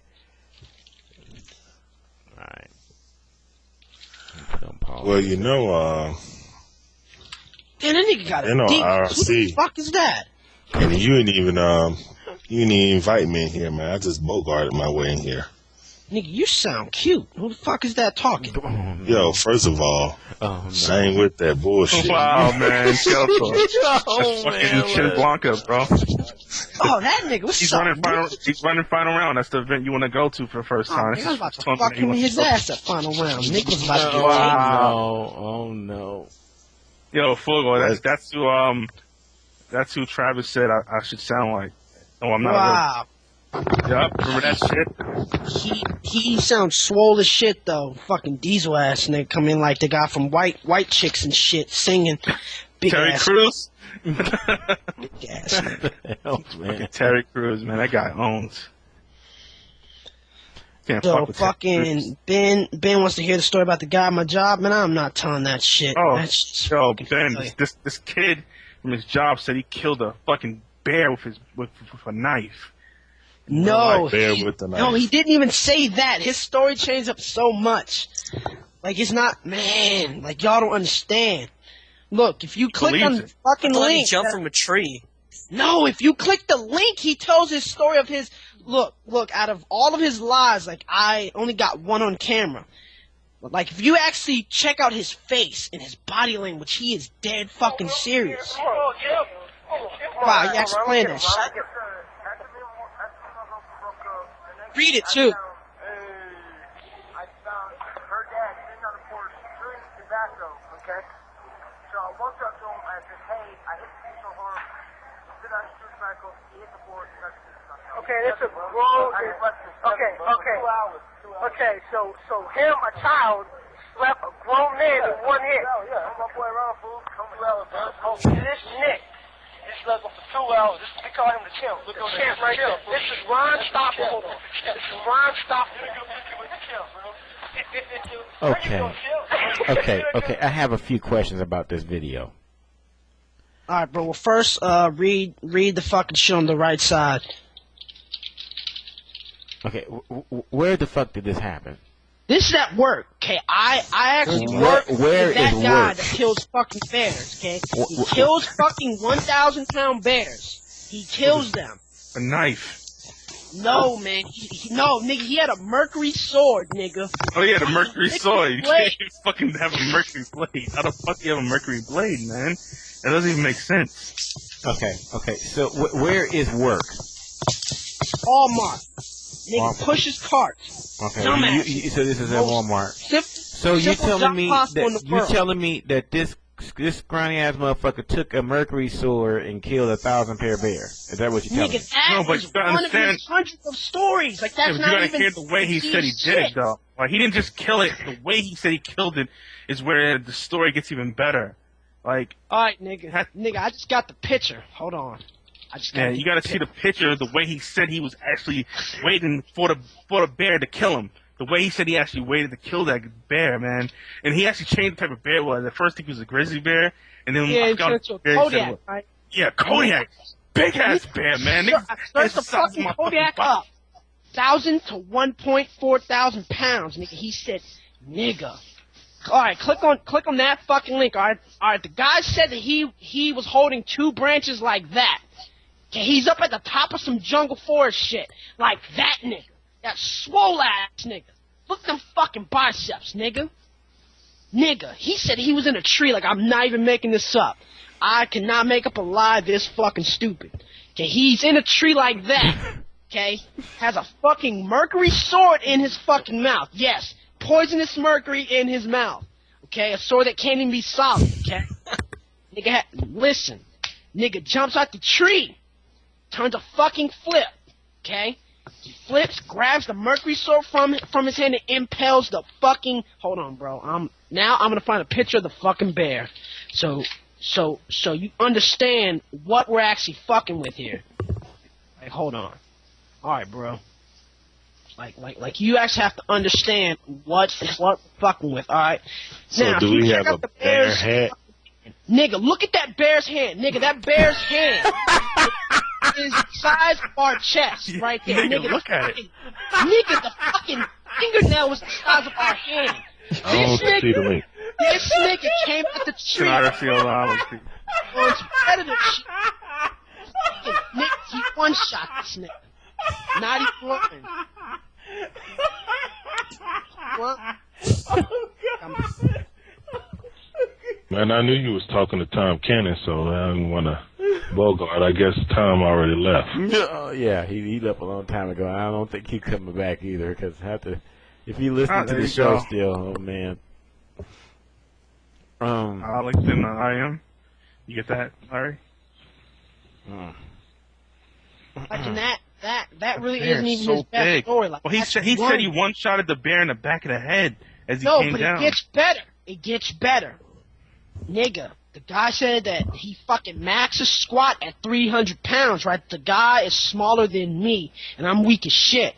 This motherfucker said he squatted the fucking dead bear and dragged that motherfucker to a museum. Nigga. First of all, he should be drug checked, man. He was high as hell man. telling that story, yo. No, he just has like a mental issue where he believes these lies that he makes up. Oh. You know what? Yeah. I think we found our new commentator for fighting game for streams, man. Just put him on the mic, man. Yeah, I told Fuller he needs to straight up go to that guy and tell him whenever he feels like he needs to tell a story, he needs to write it down and then eventually write a book of all these things that he comes up with. Because that shit owns. Crazy shit. The imagination you have to come up with something like that is ridiculous.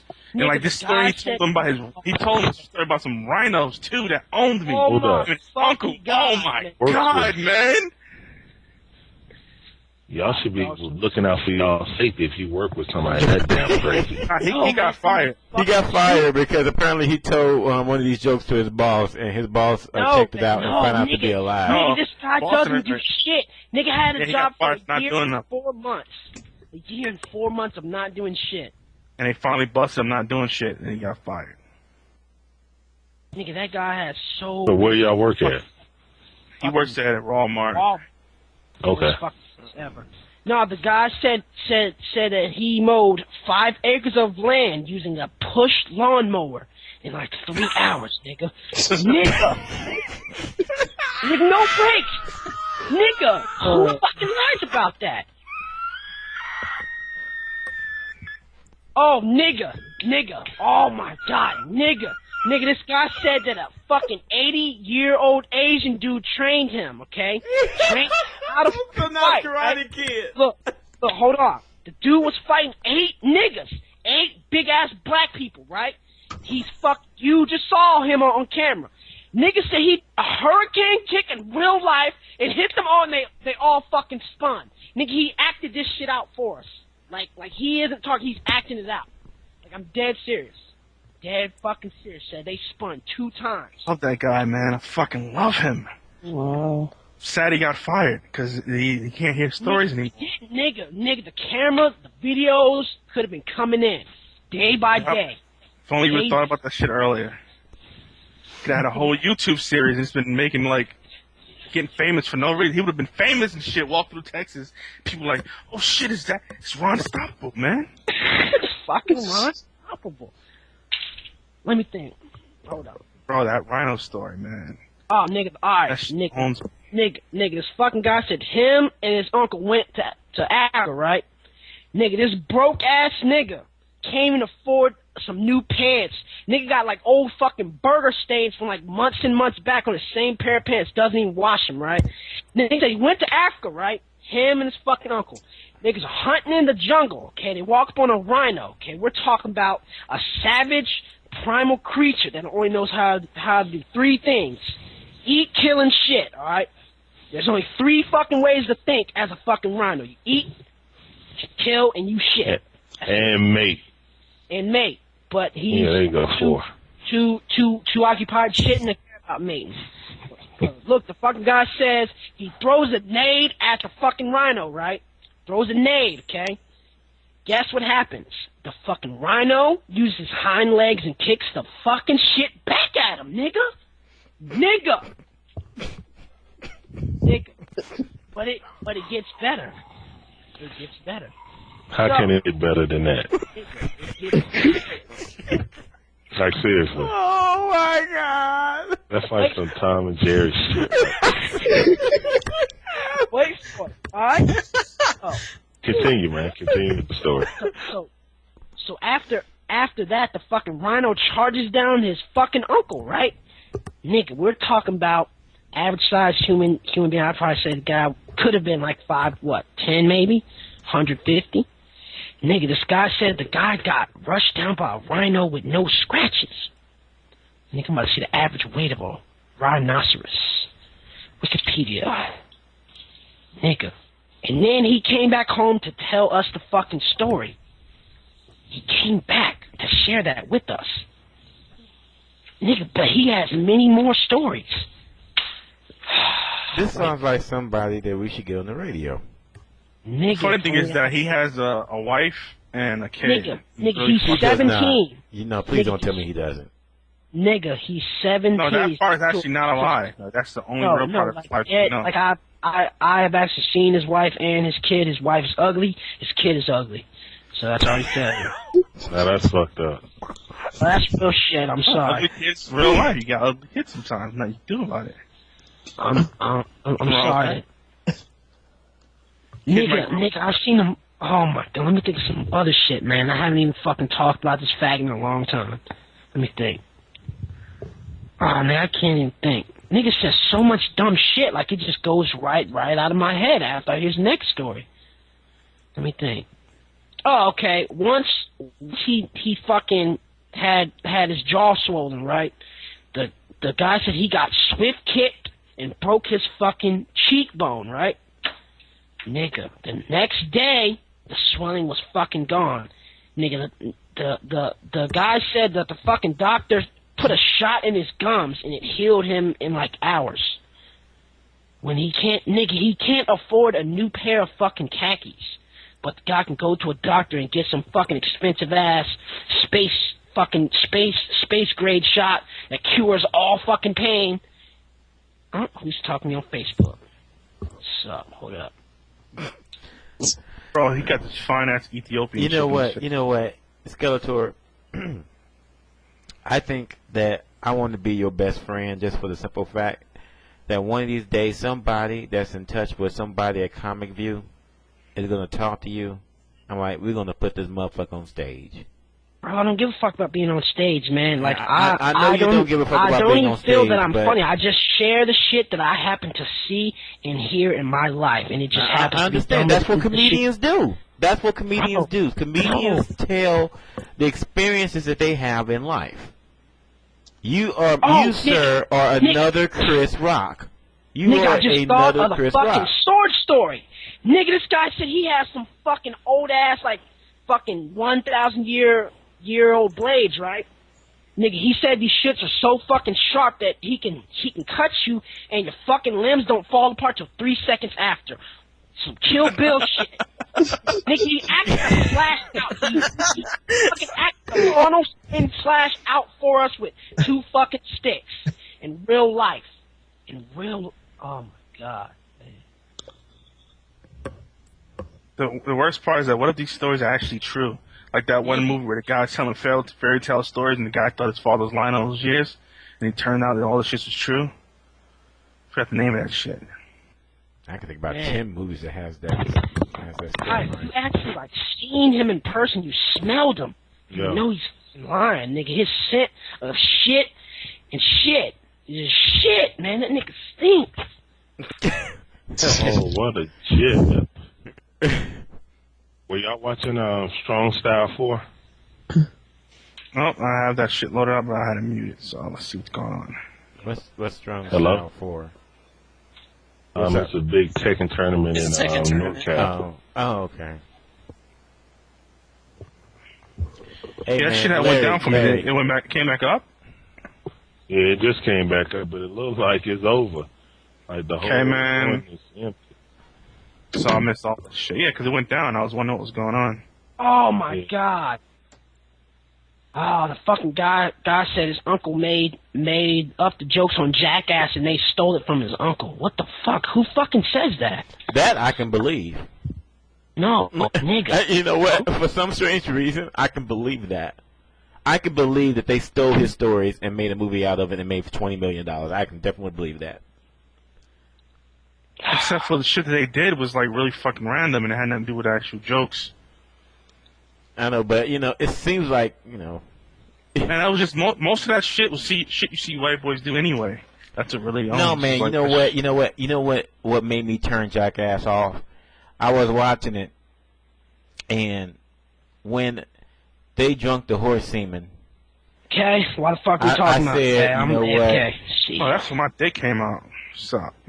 Yo, my fucking dick came out when I put that hanger in it, and it was already done. So, nigga. It's already going AFK. Fucking hanger dick is back in effect. Oh, did you see the shit I linked? Larry, let me apologize for this. This is not me. This is all them. Nah, bro. Let's see, you got some links for me. No, I said just really fucked up links. What the fuck, nigga? Yep, told you. You're really that fucking nigga's dick is about to fucking break. That shit looks like some marbles. Oh, he wrapped that shit up. Fuck. Shit makes me sad. I didn't even show Ben that link because he would get really mad if he saw that shit. Wow, what's wrong with her pussy? What the fuck? Nigga, her pussy is like breeding. Something is being born from it. Yeah, that's what Tara thought. He was like, is she having a baby? I'm like, nope. That's just how it is. She's got space for you, bro. Now stay there. Wow. Wow. Okay, I gotta go take a shit after seeing that dick. I'm about to wrap my dick up while shitting. Stop. They got the bummy dick. You guys are... Alright, so Ben, let me ask you one more question about the games that are being voted at EVO. Mm-hmm. Let's say that Third Strike won. What do you think would happen? What do you mean? Do you think that the hype will grow for it? Do you think it actually have some hype to it? Or do you think it's going to be like, oh, fuck this shit? Nobody, I don't think... You know what? If anything, I think that it'll be interesting if Third Strike is there because I feel like that the Third Strike characters might get the most play out of the new characters for Super Street Fighter 4. Let's see. Let me think about that for a second. I think that... Ibuki, Makoto, Dudley, yeah, I think they... You just said Ibuki. Yeah, Ibuki. Ibuki. Ibuki sound like a robot. What about Cody, man? There's so many people jumping on the Cody train. That makes me mad too, because when I was calling for Cody years ago, nobody was there but Saber and a couple other players. Now everybody's acting like they were Cody fans, and that shit's making me mad. Especially since they don't even know how to play Alpha 3 Cody. I think Cody's gonna be a badass. I'm actually looking forward to trying out a trick with him, and I'm trying to save it, see if it works. Because if I say it too early and people try it out, and then they start blaming me because it doesn't work, they're gonna act like I like Blanca's second ultra. I'm really thinking about picking up Blanca actually. His second ultra looks good. I think it's gonna be a decent way to finish a match. Actually, I need to see how much chip damage it does too. Looks like one of those things that if somebody jumps, you get guaranteed chip at least. And in the ground version at least. Larry, man, talk to me about the final round. Still waiting to see Gens, man. Yeah, final round, man. What's up with that? I heard the tech. Sure you want to talk about that? Y'all been talking about crazy people fucking stories and rhinoceros and... what happened on that final round? I'm about to go to fucking sleep. It's normal shit, too. You're fucking raging about nothing. Yo, hey, tell, oh, sorry, what the fuck? Hey, how do I mute Skype so I can talk on that? How the fuck click on conversations, go to the conversation, and click mute. What the fuck is that at? Should be on the left. You see context, conversations. What the fuck is mute? I don't see mute. You click on the phone symbol with Ben, Bronson, and J. Ryan. Should have a bunch of names on it, and then you should see it come up on the right, which is end call. Yeah, man. I'll come back next week, yo. We can do this. You tired now, man? Hell yeah. Yep. I just listened to 20 minutes of craziness. That's why I came on here to talk about final round. Okay, my shit broke. Broke ass shit. I'll hit y'all back on another time, man. Be easy. Yo, I think after the Tekken's one would be good too because everybody's hyped about Tekken now, man. I'm glad to see it getting hyped though. A lot of people felt like it wasn't. Yeah, I mean, Tekken is the joint, man.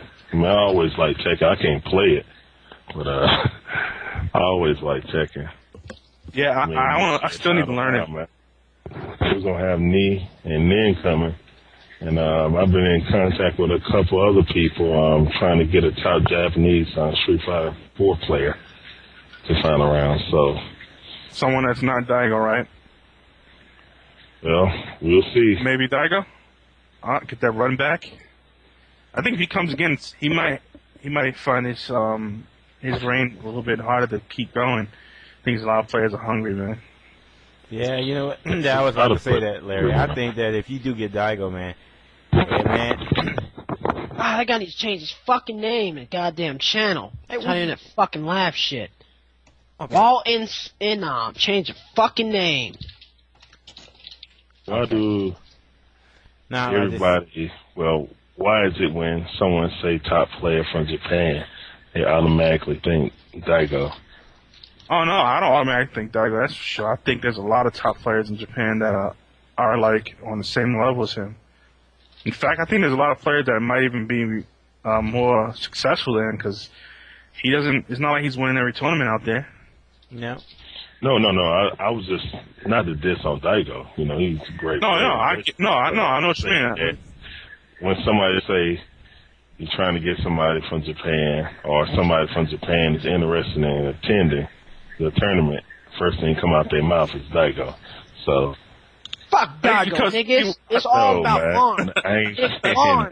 My nigga Marn. No goodness. Okay. No, I think the problem is that when people think Japan, they think Daigo because he seems to be like the most willing to come out or the easiest person that they got out for most of these tournaments. So they think it comes out easier. That's yes and no. There's been a lot of Japanese players coming to America, come to EVO. You know. Yeah, I like to see Mago find his fucking passport and make it out.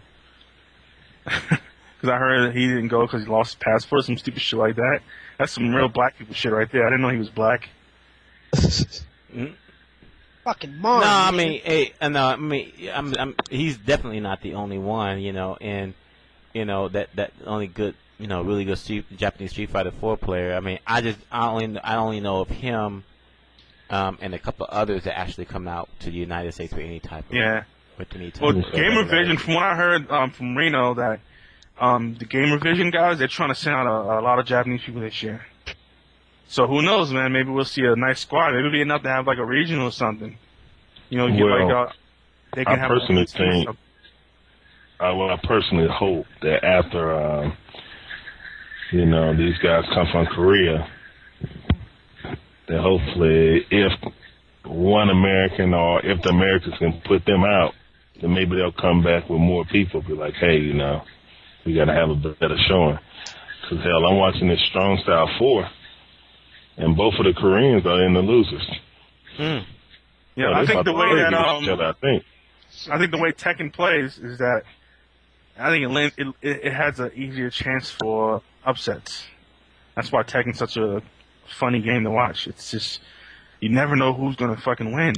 You just don't know because there's no set variable. Like, there's nothing like there's no like main person just picked Sagat and you feel like, oh, he's just gonna win because he's using Sagat. Well, I mean, this is supposedly the most balanced Tekken ever. Yeah.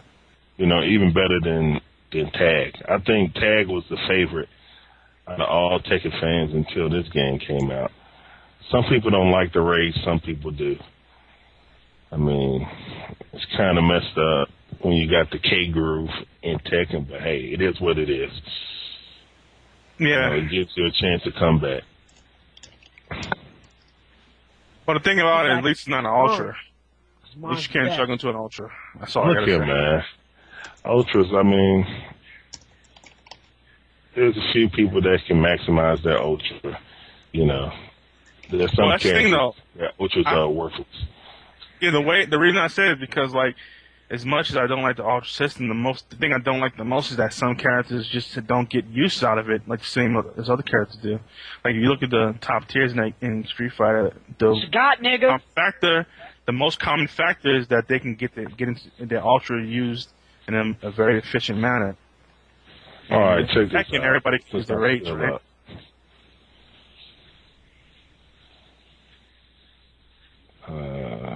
Let's see. I guess these guys about to play each other. That's kind of messed up. Hell, there you work your way through the brackets, you get put in losers. Well, yeah. I mean, you're in the losers, you're in the losers. Yeah, it's Yeah. not your What own can you fault. do? Yeah. Shouldn't have been in the losers. Let's do that to Japan this year. Let's do that. Send the losers, they can play each other. It'd be nice to see America win this year, though, for Street Fighter and Tekken. Everything. Let's win everything this year. Fuck that.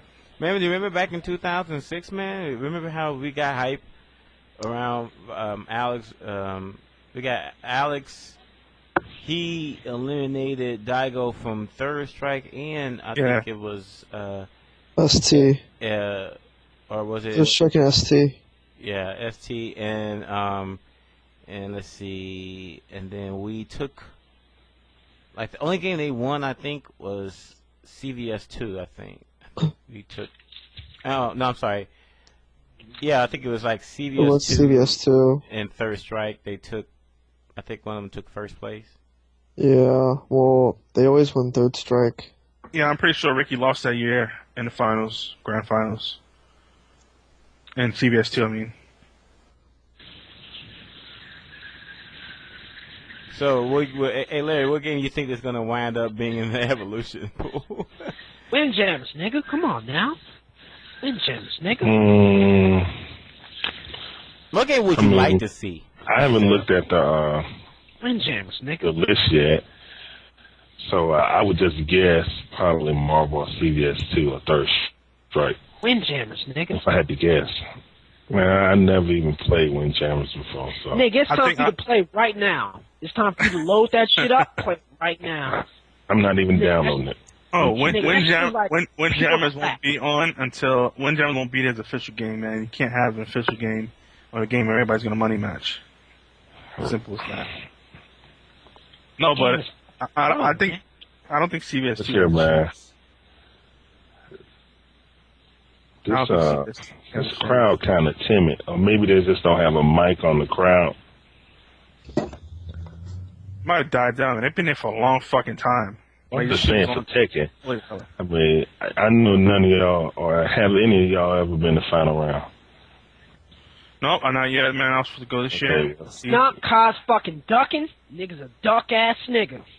Maybe. Fucking Maybe duck not. nigga. Yep, niggas ducking. Are you going? Yeah, nigga, I told you, and you're fucking going too, but you, nigga can't, cause, I can't. Shut the fuck up, man. You talking shit. Nigga ducking, nigga. You staying in your little caviar club and shit. Duck ass nigga. Fuck, man. Final round, I always hear good things about final round. Me too. Always good things about final round. I told Bunkei you need to come out and do a show there. That would be tight. I would love to do that. I mean, to be honest with you. So long we get that done, Bunk. Yep, get it done, nigga. Yeah.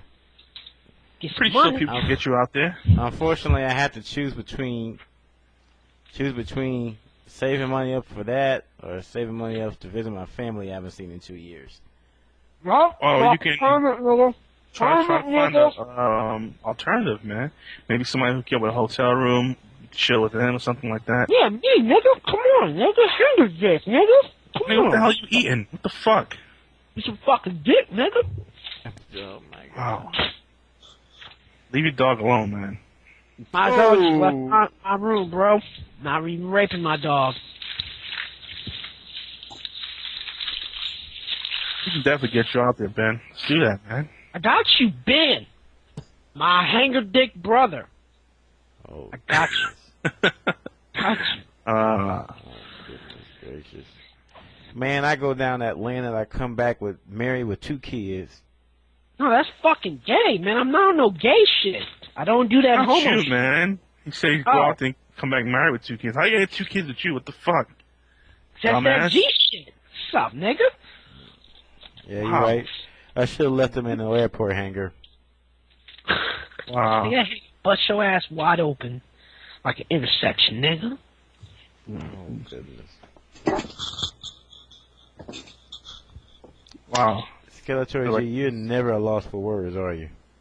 Bro, I'm fucking eating. He just got back from work like an hour ago, so he's really happy. He's just happy he doesn't be at Walmart.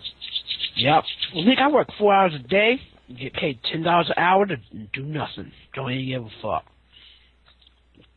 Now I'm canvassing bitches on Facebook. Nigga, look at this MILF bitch. Yo, Kyle Ellie looks fucking good, nigga. Bitch on Aeon. Bitch like 70. She would still get fucked. Oh, y'all have no idea about the grace of Facebook. If you don't have a Facebook, then I don't know what the fuck you do. Hey, Larry. I'll pay you $50 if you put Skeletor G on the mic and him commenting. Bro, fucking start rapping. What is that? Yeah, because he doesn't know shit about the game, so it's just real failure. I don't know nothing about no games at all. There's no fighting game that I'm even good at. So if you have me talking about a game, then I'm gonna just start talking about penises, and people just start getting mad. Yeah, bro. You never do my arm string.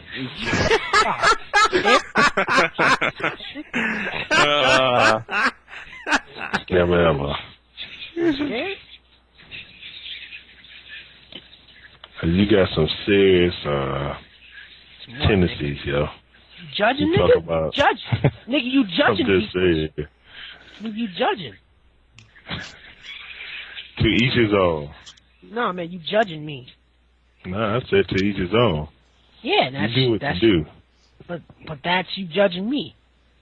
How am I judging you? Because you're saying to each his own. That means you're judging. Yeah. Nah. Huh? What's up, nigga? Yeah, listen, let me tell you something. You cannot have an argument that makes sense with him. He just keep going as if you didn't even say something that made sense. He just keeps going. Because he doesn't like to fucking lose. He knows he's gay. His girlfriend turned him gay, and he can't come back from it. Bro, it wasn't my girlfriend. First That off. was your fucking girlfriend. She sucked dick while you. That's your girlfriend. Alright, let's Google the definition of girlfriend. I bet she's gonna say she suck your dick while you play WoW, and then that's the day. That doesn't matter. It's just... You can't even say nothing to her because it happened. It happened. You can't do nothing about it. Only a girlfriend will walk in your room while you're playing the World of Warcraft and do that to you. No, hey, Larry, I hope Mrs. Shanblanca is not listening to the radio. Huh? Hey, he's watching Tekken.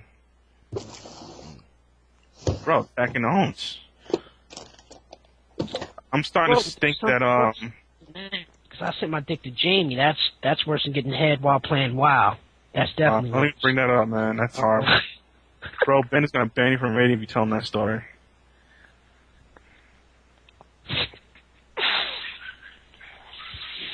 Oh, what's my dog barking? Oh, Kai, you're fucking wrong. That was not my girlfriend. How's your girl, man? It's tough front. Ah, fucking right, because I just got owned. Yep, you're right. Yep, raging. Told you, man. Wow, the actual meaning actually supports my theory. That's actually really funny.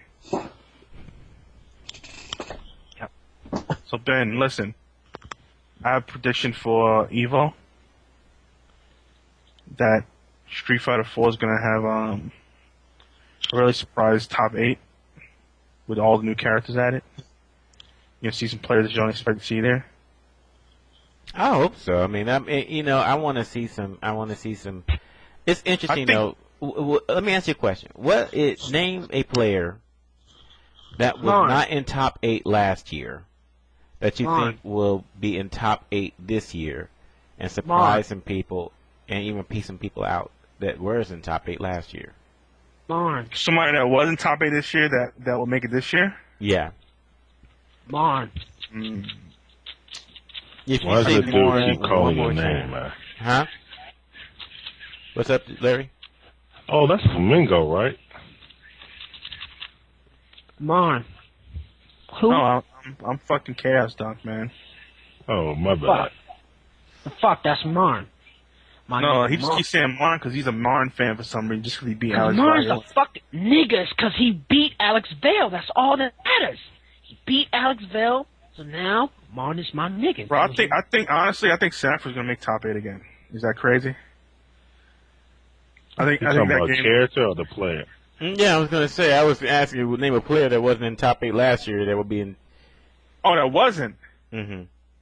Oh, probably Flo. No.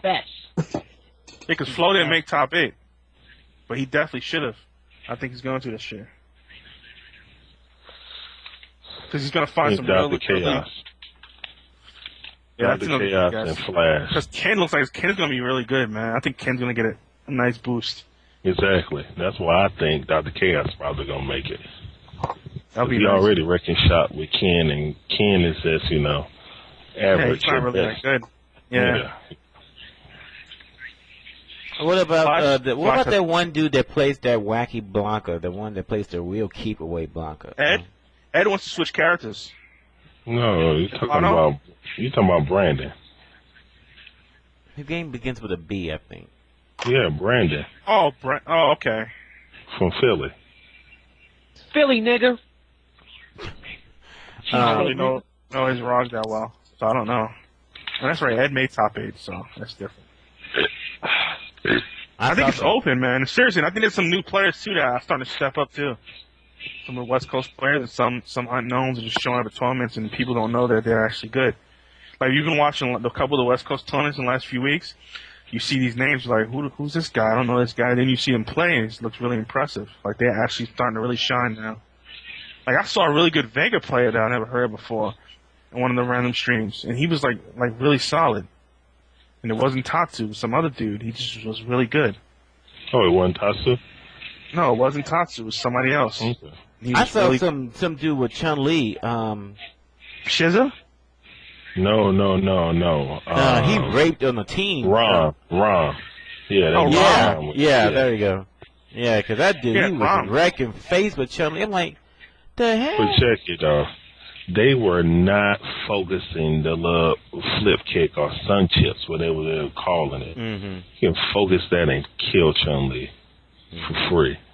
She abused that. You do. You just, well, at least that's what I do. When I play against Chun-Li, I just do random focuses. She's going to flip. As soon I as think you see her flip, just keep holding it. You hit her with level 3 every time, damn near. But you play Blanca though, man. Blanca's No, I'm just saying fucking- anybody with everybody in the game got a focus attack, right? Yeah. No, but I'm Right, saying so you some play people's against Chun-Li. focuses are more useful than others to try to attempt on the fly like that. I Like know, Blanca- man, but most Chun-Li's do standing strong punch Yeah, into the flip kick. I know into exactly. the flip kick. Just fucking punish that shit, man. Yeah, I know what you mean. It's definitely a punishable move to react to. Because it's not a combo you can easily focus into. Nah, it's not a combo, so you just gotta think in your head, hey, when you play against Chun-Li, People freeze do up that. a lot still, man. I was watching the stream earlier. No. Definitely. I mean, it's a good strategy. I'm just saying, you got to physically tell yourself, like, yo, I need to do this. You know what I'm saying? Just like when I play against Viper. I don't play, like Viper and Chun-Li, I don't play the same with, against those characters. I can't. You know what I'm saying? Mm-hmm. What's your strategy against Viper, anyway? Against Viper? By the face. Yeah, man. Blanca versus Viper is really vicious. Blanca really controls that matchup most of the time. I got some other That's- stuff that That was one of my matches I feared the most, man, when I played Viper when I first started playing Street Fighter 4. Yeah, I got a few more tricks, but I ain't gonna tell anybody till they see it. I'll at save that Final shit for that far. Yeah, exactly. I'm saving for final round. 'Cause I You're know in a lot final of round? people play with Viper now. One thing I gotta say though is that when people play against like certain characters in the game, the fear factor just goes up. Because I was watching a Rufus player do his tornado spin from full screen against non-fireball characters, and they had plenty of time to just fucking punish that shit on reaction. People freeze up though; they just don't know what to do. I don't know, like how to cure that for some players. I mean, it's an ultimate mind over body, right? Yeah, you can test people like that. You can know whether or not their mind game is strong just by doing shit that you know they should be able to punish, and if they don't, just take advantage of it. I So, think like, that's what I'm- Justin does. that's smart. Justin will test you with random stuff, and then he'll eventually find something that that mind fucks you, and then But there's another higher level of that where you can actually do that on purpose and don't punish shit until you need to. Right. That's another higher I don't level think shit. people do that shit, man. You I think can, people just fuck up. I think people fuck up. No, I'm not saying that people don't fuck up, but I'm saying that you can do that though. You can actually work. Yeah, you can do it. Yeah. Well, Daigo did it. Didn't he say run that he into random threw... stuff that won't hurt you, and try you to. just don't punish it on. You just block stuff that you normally would just punish. Yeah, So you exactly. get free for block strings. I don't mean like keep hit doing no that. fucking. Then you can capitalize when they do it again. Yeah, I feel you on that. Because them in didn't a bad Daigo say habit. that he threw that match against Justin when they first played, when Justin was playing Fei Long, just to see, you know, what I don't think he threw it. I think he just didn't have it figured out completely yet. No, he said that. He said that in an interview. No, I don't think I think he just knew that he needed to figure it out. So I think he would have happily won it. You know, I'm not saying. No, he said he threw the match. He said he let Justin win on that one because he wanted to figure out, you know, exactly what are the properties of the moves that Fei Long had. I don't think, he said he let him win. I don't think that's what he said. I think he just. Yeah, I remember that one. Yeah, because he. But I don't think he would just let him win, and if he could take the win, like I mean, if you want to figure out a character, that's one thing. But if you see chances to win, I don't think you just drop that chance to win. Just Well, I so mean, you I'm sure that if Justin was me, in other words, you know, just a pushover, then he'll destroy him. But I mean, he knows that Justin is still a very good player, and you know, so he tried, and he just let stuff go and everything, and so he wanted to see what was punishable, what wasn't, and all of that, and he said. Yeah, so I think that letting him win was just him saying that when Justin did certain things, he tried to do punishes he wasn't sure about that he knew would probably cause his defeat. But if it worked, then he would know, okay, this works and this doesn't. You know what I mean? Yeah, I guess that's how it's like you'll try to DP some shit that you're not sure about, knowing that if you miss it, you're gonna get fucking owned. But if it hits, then you learn something. And even if you miss it, you learn something. Yeah, Larry, I think this tournament it cleared out. It was a lot more people in there early. It must have cleared out. Maybe they ran out of time, and they told them they can just keep the rest of people there to finish the tournament, and the audience had to leave or something. No, but that's on the West Coast. I mean, hell, that's 3 hours back. It shouldn't be no problem. About time, I would. There was a lot of people in there early, and now there's like nobody in there. Like seriously, it was a lot. Yeah, it was a lot more people. It was a lot of people. But something. But they had like maybe 120-man tournament, so. Yeah, maybe there's another tournament, something going on somewhere, and they all left for that. I don't know. Strange. We'll find out. I think there's a lot of tricks in Street Fighter that people keeping to themselves too. Like Saber says he has some new tricks with Sakura, but he just busting them out in his local, but he's saving them. So I think we're gonna see some funny shit in the next couple weeks at random tournaments, just for the last life of Street Fighter 4. That just shows that this game came out a little soon because there's still a lot of shit to figure out in this game. But I still think the top tier is gonna start to move above the lower tier a lot more and more.